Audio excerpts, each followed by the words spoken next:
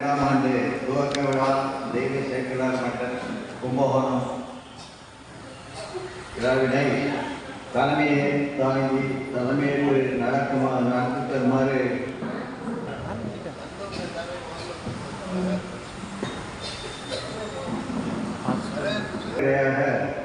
பேராசிரியர் திரு தங்கன் பசுபதி அவர்கள் உரையாற்றுவார்.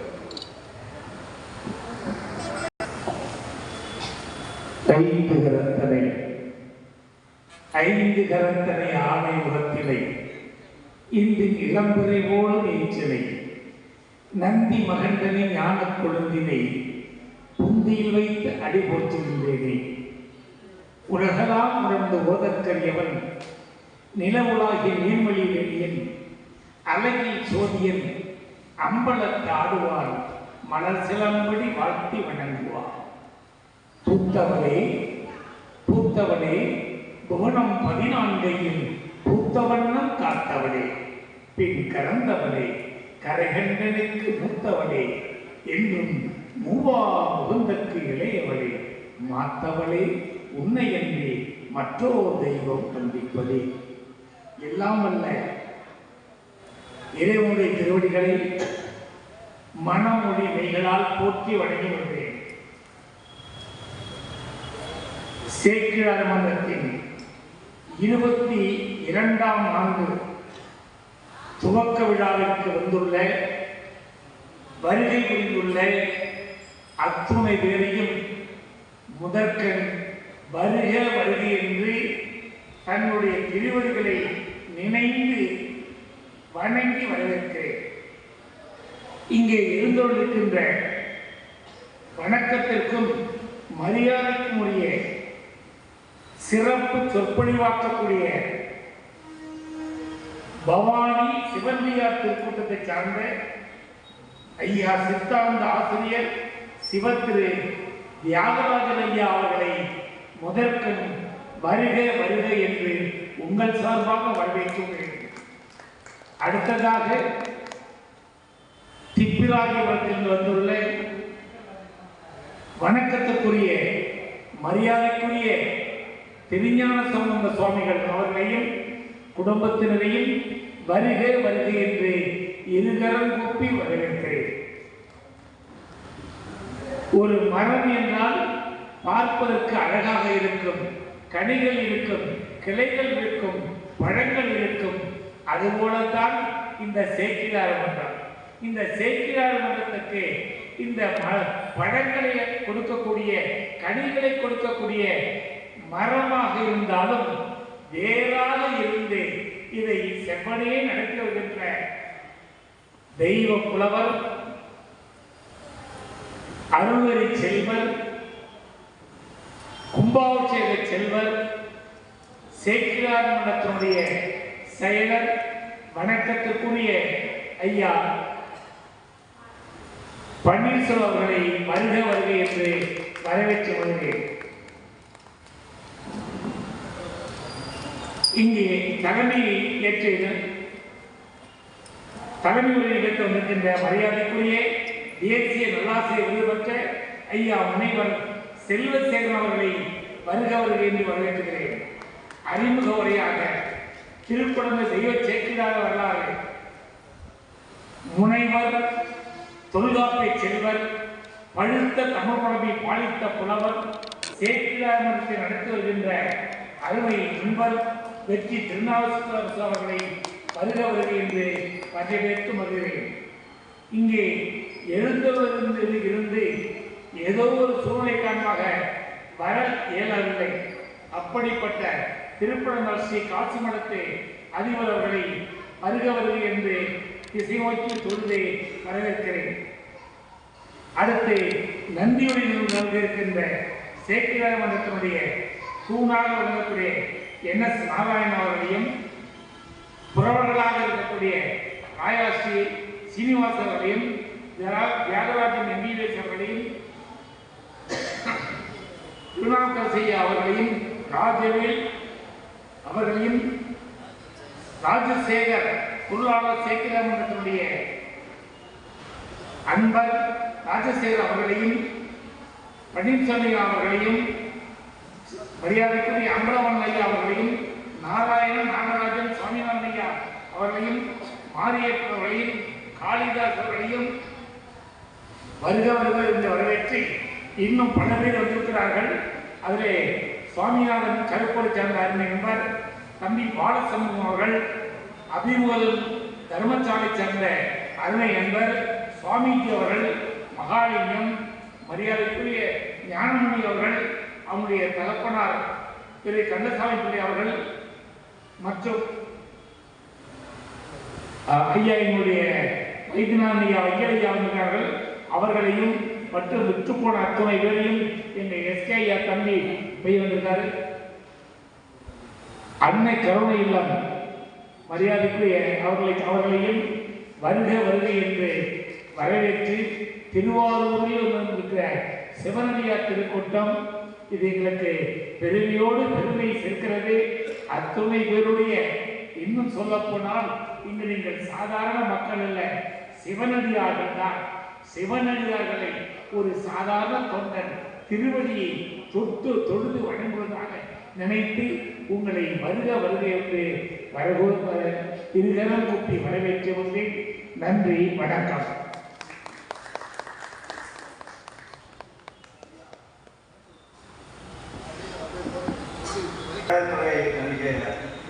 நங்கை கணபதி அவர்களுக்கு இந்த பொன்னாடையை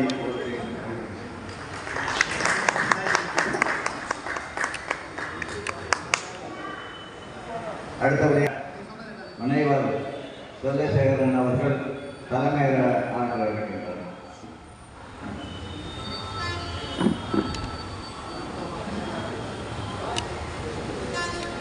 இங்கே வருகை தந்திருக்கக்கூடிய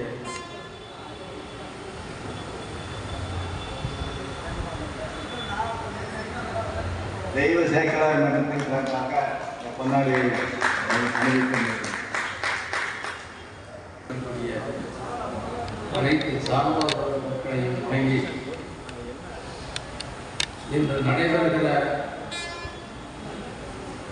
22ஆம் ஆண்டு துவக்க விழா தெய்வ சேக்கிழார் மன்றம் 22ஆம் ஆண்டு துவக்க விழா மிக சிறப்பாக நடைபெற்றுக் கொண்டிருக்கிறது. ஒரு அமைப்பு தொடர்ந்து நடைபெறுவது என்பது மிகச் சிறப்பு. அந்த அமைப்புக்கு சிறப்பு அதை முன்னின்று நடத்தக்கூடிய ஐயா நான் பன்னீர்செல்வம் அவர்களைத்தான் சார். அவருடைய 91வது வயது யோசனை 91வது வயதுல ஒரு இளைஞரை போல அனைவரையும் ஒருங்கிணைத்து அனைத்து நிகழ்ச்சிகளையும் ஒருங்கிணைத்து இந்த கும்பகோணத்தில் இந்த தெய்வ சேக்கிழார் மன்றத்தை அவர் தான் மிக சிறப்பாக நடத்தியிருக்கிறார். எத்தனையோ அமைப்புகள் உண்டு கும்பகோணத்தில். நேற்று பெய்த மழை என்று சொல்வார்கள் போல. ஆனால் அவையெல்லாம் காணாமல் போய்விடுகின்றன. ஆனால் ஆண்டுதோறும் மிகச் சிறப்பாக தக்கவர்களை அழைத்து இதை ஒருங்கிணைத்து நடத்துவது என்பது ஒரு சாதாரணமான ஒரு செயல் அல்ல. அந்த செயற்கரிய செயலை நம்முடைய ஐயா அவர்கள் நடத்தி கொண்டிருக்கிறார்கள். அவர்களுக்கு தோன்றா துணையாக இருக்கக்கூடிய பெருமக்கள் எல்லாருக்கும் நான் இந்த நேரத்தில் நன்றி சொல்ல கடமைப்பட்டிருக்கிறேன். நாம் அனைவரும் இந்த நிகழ்ச்சியிலே கலந்து கொள்வதில் மிக பெருமை அடைகிறோம். இங்கே சிறப்புரையாற்ற வருகை தரக்கூடிய வந்திருக்கக்கூடிய முனைவர் வெற்றி திருநாவுக்கரசு அவர்களுடைய சிறப்புரை, அதே போல இங்கே சிறப்பு சொற்பொழிவாற்ற வந்திருக்கக்கூடிய பவானி சிவனடியார் திருப்பட்டத்தினுடைய தலைவர் அவர்கள் இவருடைய உரையெல்லாம் கேட்டு நாம் அறிவு தெளிவு பெறுவதற்காக இருக்கிறோம். அதற்காக அவர்கள்தான் என்னுடைய நன்றியை தலைமையின் சார்ந்து தெரிவித்து அவர்களை பார்ப்போம். அடுத்த அறிமுக உரையாக திருக்குழந்தை தெய்வ சேக்கிழாருடைய வரலாறு அதை பற்றி மிக தெளிவாக அழகாக விரித்து சொல்ல நம்முடைய திருநாகேஸ்வரம் தெய்வ சேக்கிழார் மன்றத்தை சேர்ந்த முனைவர் வெற்றி திருநாவுக்கரசு அவர்கள் அழைக்கப்படுகிறார்.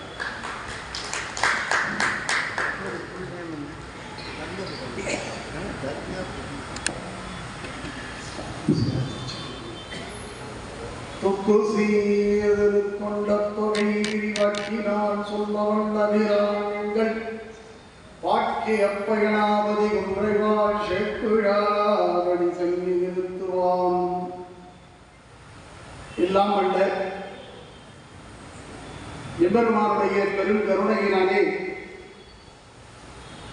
21 ஆண்டுகள் தெய்வ சேக்கிழாருடைய விழா நிறைவு பெற்று 22வது ஆண்டு தொடக்கம்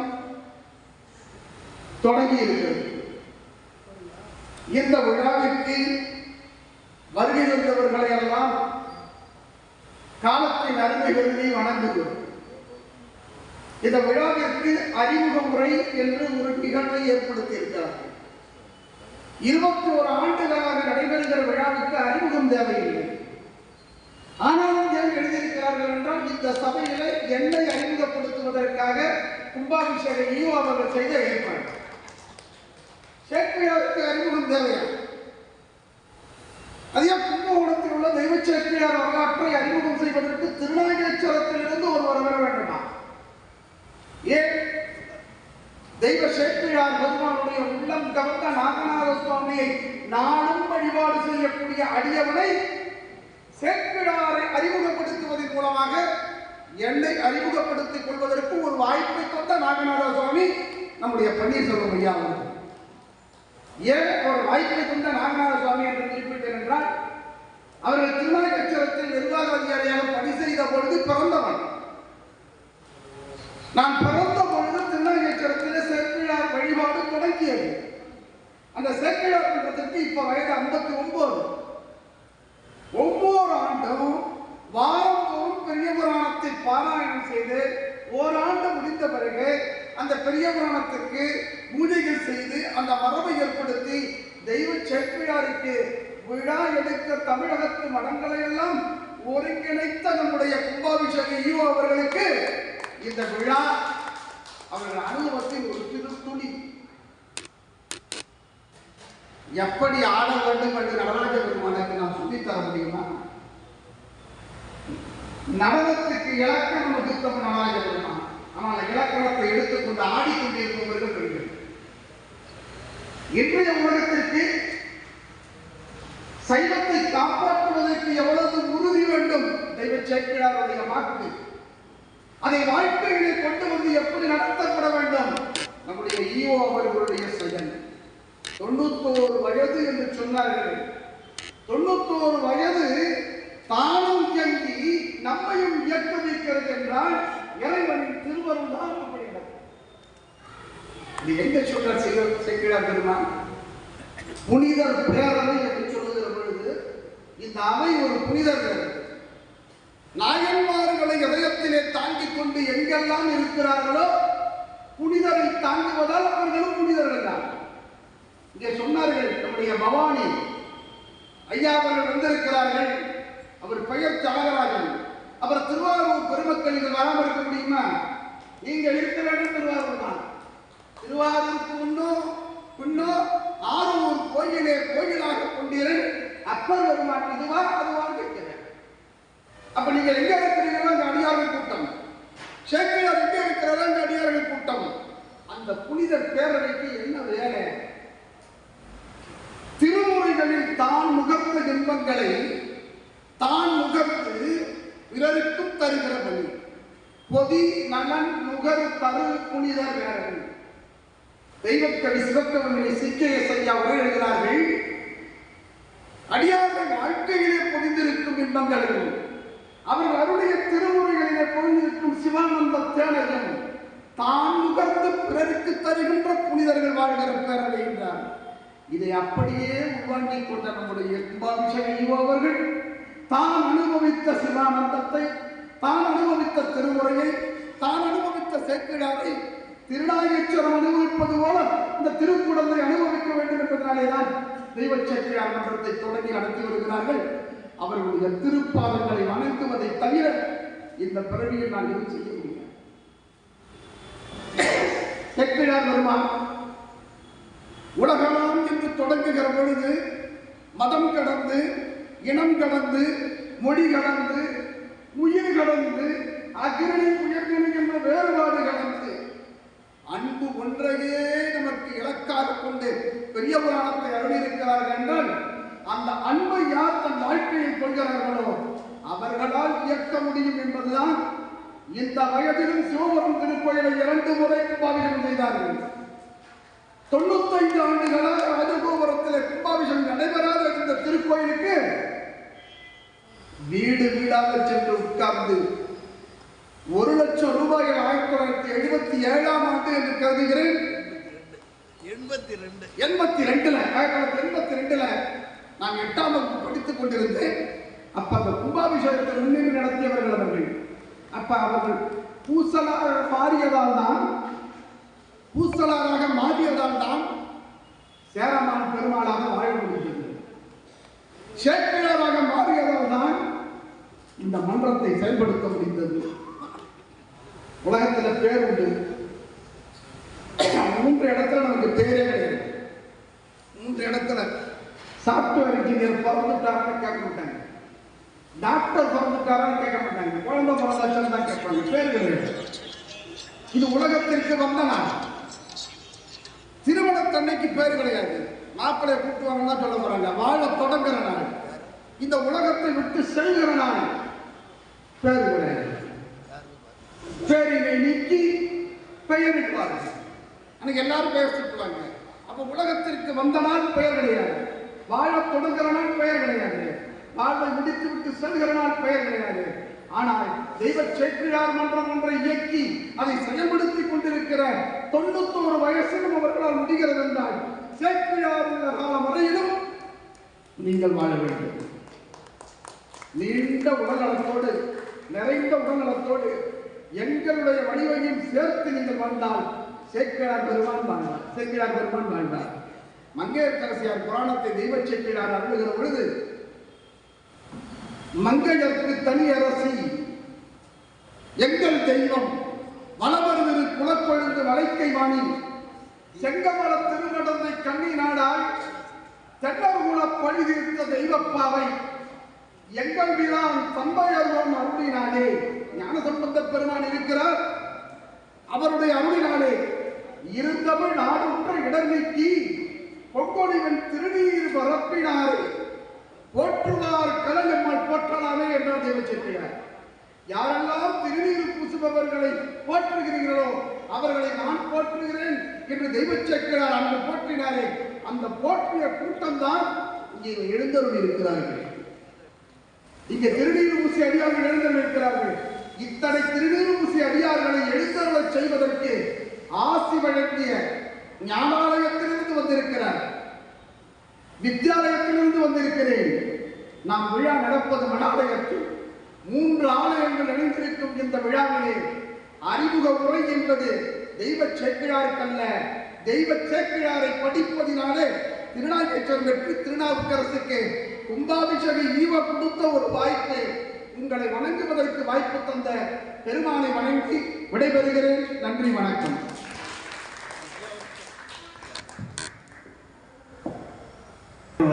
உரை வழங்கிய ஐயாவற்று திருநாகரசு அவர்களுக்கு இந்த பொன்னாடை போற்றி வணங்குகின்றேன்.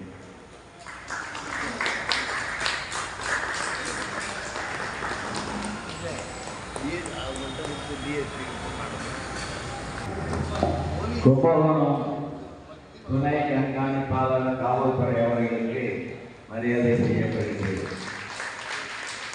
சார் அப்படியே திரும்பிங்க சார். அப்படியே நம்மளால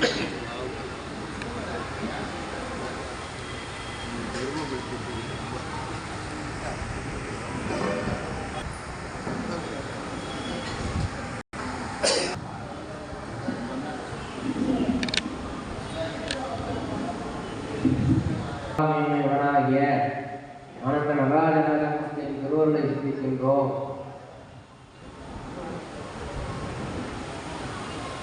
சைவ சமயத்தில் பிரமாண நூல்களில் மிக முக்கியமானது இந்த புராண இதிகாசங்கள். இந்த புராணத்திலையும் ரொம்ப விசேடமானது.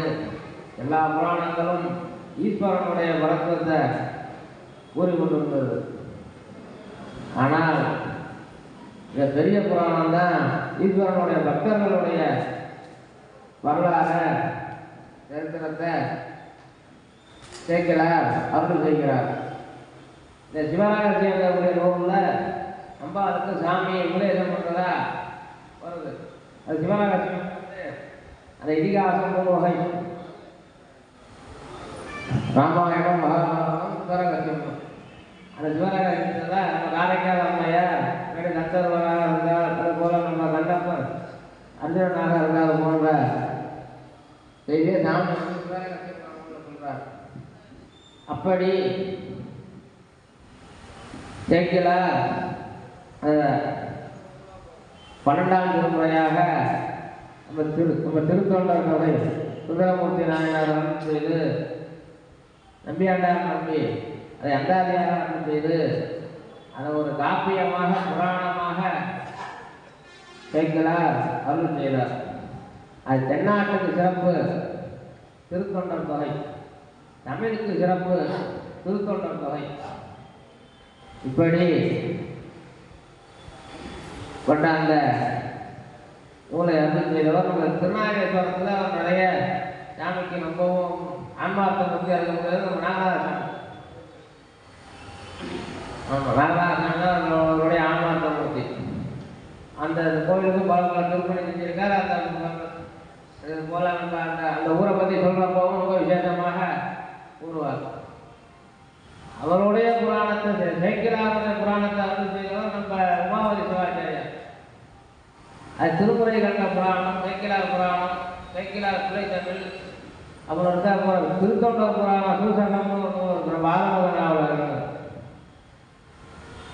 அந்த ஞான நூல்களாலே இது போன்ற ஞான நூல்களை ஓதி நம்ம ஐயாவுடைய ஒப்போலி உங்களாய அதெல்லாம் காதல கேட்டால் சாமி மனசில் கூப்பிடுவார்.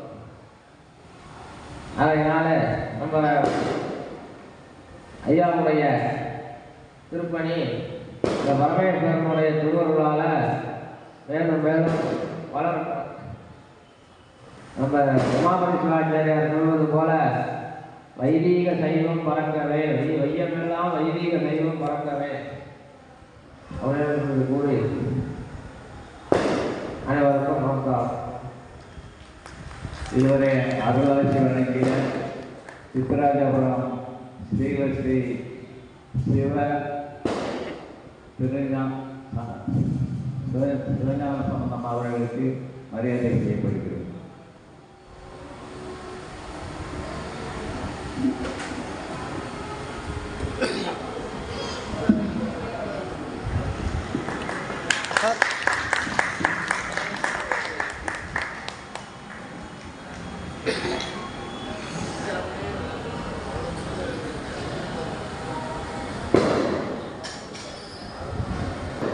அடுத்தபடியாக நாம் அவர்கள்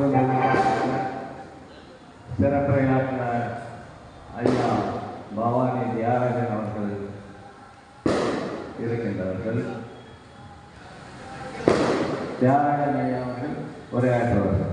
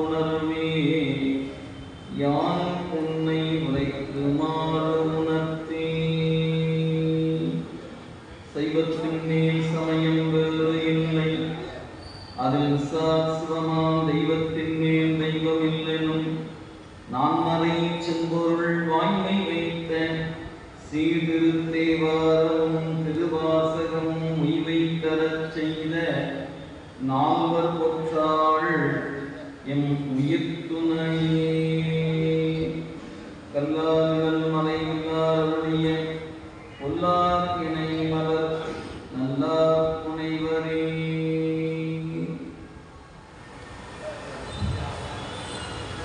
எல்லாம் அல்ல மாதொரு பாகம் நோக்கி மண்ணு சுற்றம் வளர்த்தி ஆதியும் முடிவும் இல்லா அற்புத கூத்தாடுகின்ற சிவகாம சுந்தரி எம்மையுடனாக ஞானப்பெரும்பூத்தருடைய திருவடி தாமரைகளை மனம் மொழி மெய்களாரை வணங்கி நந்தம் பெருமக்களாகிய நாயன்மாருடைய திருவடி தாமரைகளையும் அடிநாயகரை சென்னறி ஆற்றுப்படுத்திய அருகுருநாதனுடைய திருவடிகளையும் ஆசிரிய பெருமத்துடைய திருவடிகளையும் இனிய நேரத்தில் மனம் மொழி மெய்களாரை வணங்கி மகிழ்ந்து இதையெல்லாம் அந்த பெருமானுடைய கருணையினாலே நம்முடைய குழந்தையினுடைய தெய்வ சேக்கிழார் விழாவினுடைய 22வது ஆண்டு துவக்க விழாவில் மேடையில் இருக்கக்கூடிய சிவஞான சுவாமிகளுடைய திருவடிகளையும் பதிலில் இருக்கின்ற முதிரும் அன்பில் பெரும் தொண்டர் முறைமை நீடு திருக்கூட்டமாக எழுந்தருளி இருக்கின்ற ஐயார் பெருமக்களுடைய அனைவருடைய திருவடிகளுக்கும் அடியனுடைய பணிவான வணக்கங்களை உங்களுடைய திருவடிகளுக்கு உரித்தாக்கிக் கொள்கிறேன்.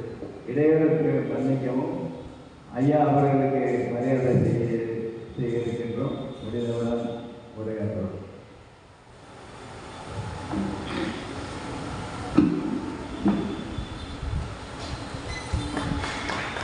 தமிழ்நாட்டிலே மூல ஆலயம் என்று கருதப்படும் திரு உத்தரகோசம் அங்கே திருப்படிச்சு இந்த வள்ளல் அவனை செயல்படுவதற்கு கூட எங்களுக்கு அருகதை கிடையாது. ஆனால் அறமொழி என்று சொன்னாலே அது அவர்கள்தான் என்று வாழ்த்து காட்டுகிறவர்கள். அவர்களுக்கு நன்றி வணக்கம்.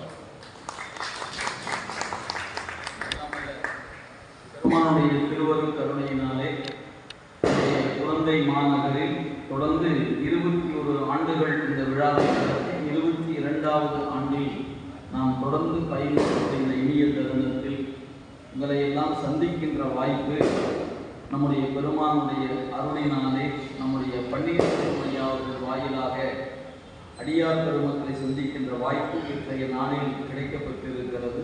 நம் சேக்கிடார் வாக்கில் சொல்ல வேண்டும் என்றால் வணங்க வந்த பிறப்பை வணங்குவாம் என்று பல்வேறு பகுதியில் இருக்கக்கூடிய அடியார் பெருமக்கள், குழந்தையில் இருக்கக்கூடிய பல்வேறு அடியார் திருப்பத்தை சார்ந்த பெருமக்கள் அனைவருக்கும் அடியினுடைய பணிவான வழக்கங்களை உங்களுடைய திருவடிகளுக்கு உரித்தாக்கிக் கொண்டு உங்களுடைய காலம் கருதி என்னுடைய தலைப்புக்குள் வந்து கொண்டிருந்தேன். நம்முடைய சேக்கிடார் பெருந்தகை நமக்கு தந்திருக்கின்ற ஒரு அருமையான அருட்கொடை நம்முடைய திருத்தொண்டர் புராணம் என்று சொல்லப்பெறுகின்ற இந்த பெரிய புராணம். 21 ஆண்டுகள் தொடர்ந்து இந்த மன்றத்தில் இந்த விழா நடைபெற்றிருக்கிறது. நம்முடைய அறிமுக உரை என்று சொல்லி ஐயா அவர்கள் பேசியது போல இங்கு இந்த நூலை பற்றி நூலினுடைய பெயரை பற்றி சொல்ல வேண்டிய அவசியம் இல்லை. இருப்பினும் மரபு கருதி நம்ம நூலுக்குள்ள போகணும்னா ஆசிரியரை பற்றி சொல்லணும், நூலை பற்றி ஒரு செய்தியை சொல்லணும், பிறகு அதுக்குள்ள இருக்கக்கூடிய ஞான கருவூலங்களை சிந்திக்க வேண்டும் என்று எங்களுடைய ஆசிரியர் பெருமக்கள் பயிற்றுவித்ததன் பயனாக இந்த நூலுக்கு நம்முடைய சேக்கிடார் பெருந்தகை திருத்தொண்டர் புராணம் என்று பெயர் கொடுத்திருக்கிறார். அப்படி சொல்லுகிற பொழுதே அந்த பெயரை சொல்லுகிற பொழுது ஒரு அழகான குறிப்பும் கொடுத்தார்கள். இந்த உலகத்தில் மிகப்பெரிய இருள் சூழ்ந்திருக்கிறது. அந்த இருளை நீக்குவது ஒரு கதிரவன் வந்து அந்த இருளை நீக்குகிறது. அதுபோல உயிர்களுடைய அறிவுக்குள்ள தங்கி இருப்பது ஒரு இருள் இருக்கிறது. தங்கி நின்று அறிவை முழுமையாக மறைத்து நிற்கக்கூடிய இருள், அந்த இருளுக்கு அகையிருள் என்று சொல்வதும். அத்தகைய அகையிருளாகிய ஆணவ மலத்தை நீக்குகின்ற ஒரு அற்புதமான சூரியன் திருத்தொண்டர் புராணம் என்று சொல்லப்படுவது. இந்த செய்தியை சொல்லுகிற பொழுதே நம்ம ஒரு செய்தியை நம்ம பார்க்கணும். நம்முடைய சங்க இலக்கியங்களில் நம்முடைய மன்னர்களை சூரியனாக வைத்து வள்ளல் பெருமக்கள் பாடுவார்கள். இந்த மன்னன் இந்த உலகத்திற்கு சூரியனாக நின்று பாதுகாத்து வருகிறான், அருட்கருணை செய்து வருகிறான் என்று போற்றுவது சங்க இலக்கியங்கள். அதன் பிறகு அந்த சூரியன் என்கிற அந்த திருநாமத்தை நம்முடைய பக்தி இலக்கியத்துக்குள்ள, நம்முடைய பக்தி பணுவல் என்று சொல்லப்பெறுகிற திருமுறைக்குள்ள வருகிற பொழுது ஏறத்தாழ நமக்கு 11 திருமுறைகள் வரை இறைவனை சொல்லுகிற பொழுது சூரியனாக சொல்லும். அன்னைக்கு சங்க இலக்கியம் மன்னனை சூரியனாக சொல்லியது. அடுத்து நம் பெருமக்கள் வருகிற காலத்துல நம்முடைய ஞானசம்பந்தர் தொடங்கி நம்முடைய நம்பியாண்டார் நம்பிகள் வரை 11ஆம் திருமுறை வரை சொல்லுகிற பொழுது அங்க இறைவனை சூரியனாக சொன்னார்கள். எடுத்துக்காட்டுக்கு நம்முடைய மணிவாசகர் பெருமான் இன்று எனக்கருணை இருள்களிற்கு உள்ளத்து எழுகின்ற ஞாயிறே போன்று நின்ற நின் தன்னை நினைத்து அறநினைந்தே நீயெல்லாம் பெரிது மற்றின்மை சென்று சென்று அணுவாய் தேய்ந்து தேய்ந்து ஒன்றாம் திருப்பெருந்துறை உரை சிவனே ஒன்று நீ அல்லை அன்றி ஒன்று இல்லை யார் உன்னை அறிகைப்பாரே என்ற பாடல்ல இறைவன் என் உள்ளத்தில் எழுகின்ற ஞாயிறு என்று குறித்திருக்கிறார்.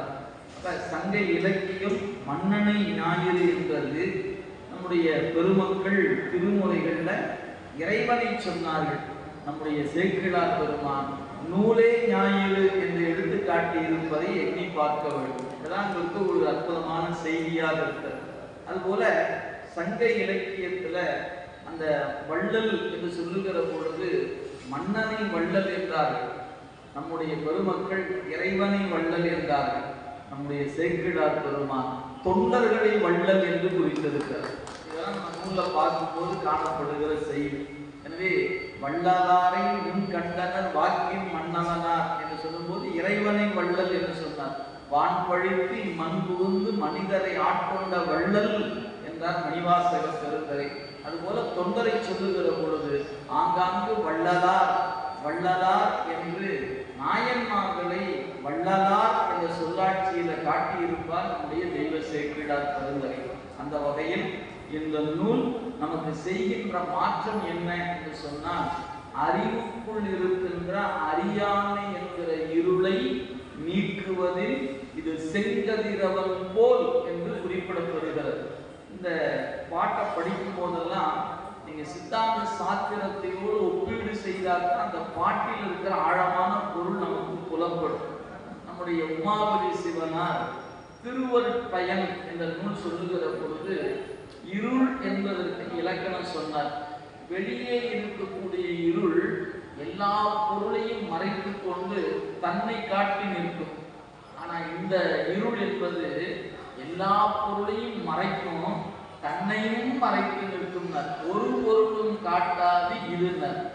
இருள் என்பது எல்லா பொருளையும் மறைத்து கொண்டு தன்னை காட்டி நிற்கும். ஆனால் இது தன்னையும் காட்டாது, தன்னுள் இருக்கிற பொருளையும் காட்டாது. அப்ப நீங்க நினைத்து பார்க்கணும், கண்ணுக்கு தெரிந்த ஒரு இருள் இருக்குமானால் ஒரு விளக்கேற்றி வைத்து அந்த இருளை நீக்கலாம், அல்லது ஒரு மின் விளக்கை ஏற்றி வைத்து இருளை நீக்கலாம். ஆனா அறிவுக்குள்ள கலந்திருக்கிற இருளை அவர்கள் எளிதாக நீக்குதல் என்று முதல்ல இருக்குதான் நம்ம இருக்கிறது என்பதை நம்புவதே பெரிய பாடு.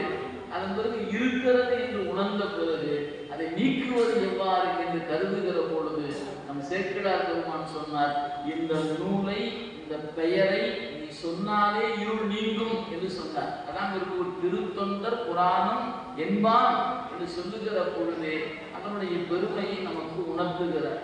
சரி, இந்த நூலுக்கு ஏன் திருத்தொண்டர் புராணம் என்று பெயர் கேட்டார். புராணம் என்றால் வரலாறு. என்ன வரலாறு?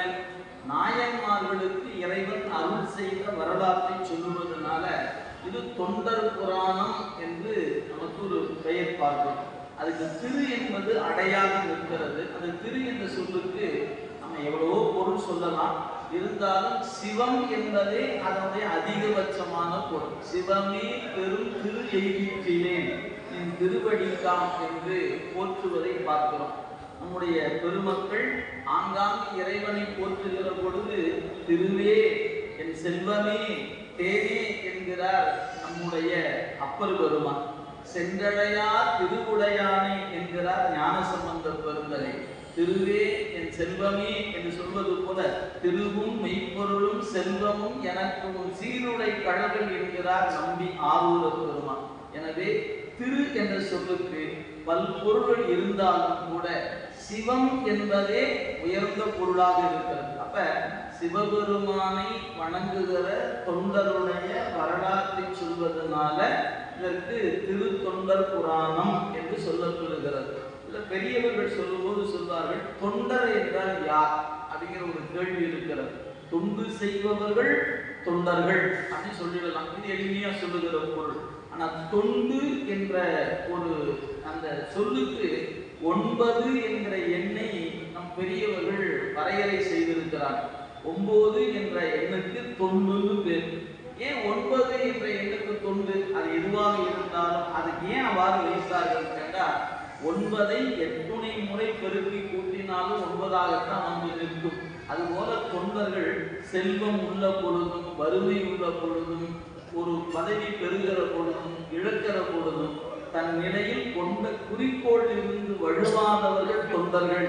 எனவே இறைவன் எப்படி மாற்றம் இல்லாது இருந்து அருள்பாலிக்கின்றானோ அதுபோல தொண்டர்களும் மாற்றமில்லாது தொண்டு செய்வதில் வல்லவர்கள் என்பதனால அவர்களை தொண்டர்கள் என்ற சொல்லாக குறித்திருப்பதை நாம் பார்க்க முடிகிறது. அந்த வகையில் இது திருத்தொண்டர் புராணம் என்று சொல்லுகிற பொழுதே சிவபெருமானை மனம் வாக்கு காயங்களால் வழுத்தி அப்பெருமானுக்கு தொண்டு செய்த அடியவர்கள் வரலாற்றை சொல்வதனால இதற்கு திருத்தொண்டர் புராணம் என்ற பெயரும். இந்த நூல் இருளை நீக்கக்கூடியது.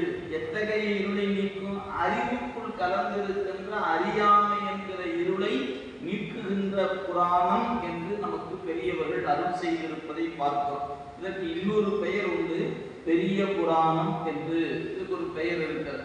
எதனால பெரிய புராணம் என்று சொன்னால், செயற்கரும் செயலை செய்த காரணத்தினால் அவர்கள்லாம் பெரியவர்களாக இருக்கிறார்கள். அவர்கள் வரலாற்றை சொல்வதனால இது பெரிய புராணம் என்று பெயர் பெறுகிறது. இது நூலை பற்றிய செய்தி. அடுத்து இந்த நூல் ஆசிரியராகிய தெய்வ சேக்கிழார் பெருந்தகை இந்த நூலை நமக்கு பெரும் கொடையாக கொடுத்திருக்கிறார். நீங்க எண்ணி பார்த்தீர்களானால் சமய வரலாற்றை எந்த சமயமாக வேணாலும் இருக்கலாம், அந்த சமயத்தை பின்பற்றுகின்றவர்கள் அந்த சமய நெறியை பரப்புகிறவர்கள் தொண்டர்கள் அப்படின்னு நம்ம போற்றப்பெறுகிறோம்.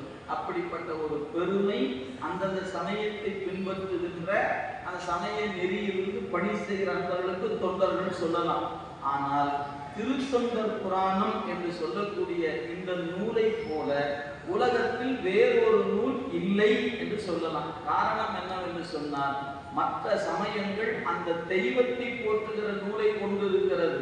ஆனால் தெய்வத்தை போற்றுகிற அடியார்களை போற்றுகிற ஒரு நூல் உலகத்திலேயே ஒரு நூல் உண்டு என்றால் நமக்கு கிடைத்திருக்கிற செல்வமாகிய திருத்தொண்டர் புராணம் என்ற ஒரு நூல் தான் அடியவர்கள் வரலாற்றை சொல்லுகிற நூலாக இருக்கிறது. மற்றவெல்லாம் ஆண்டவர் பெருமையை சொல்லுகிற நூல்கள் இருக்கின்றன.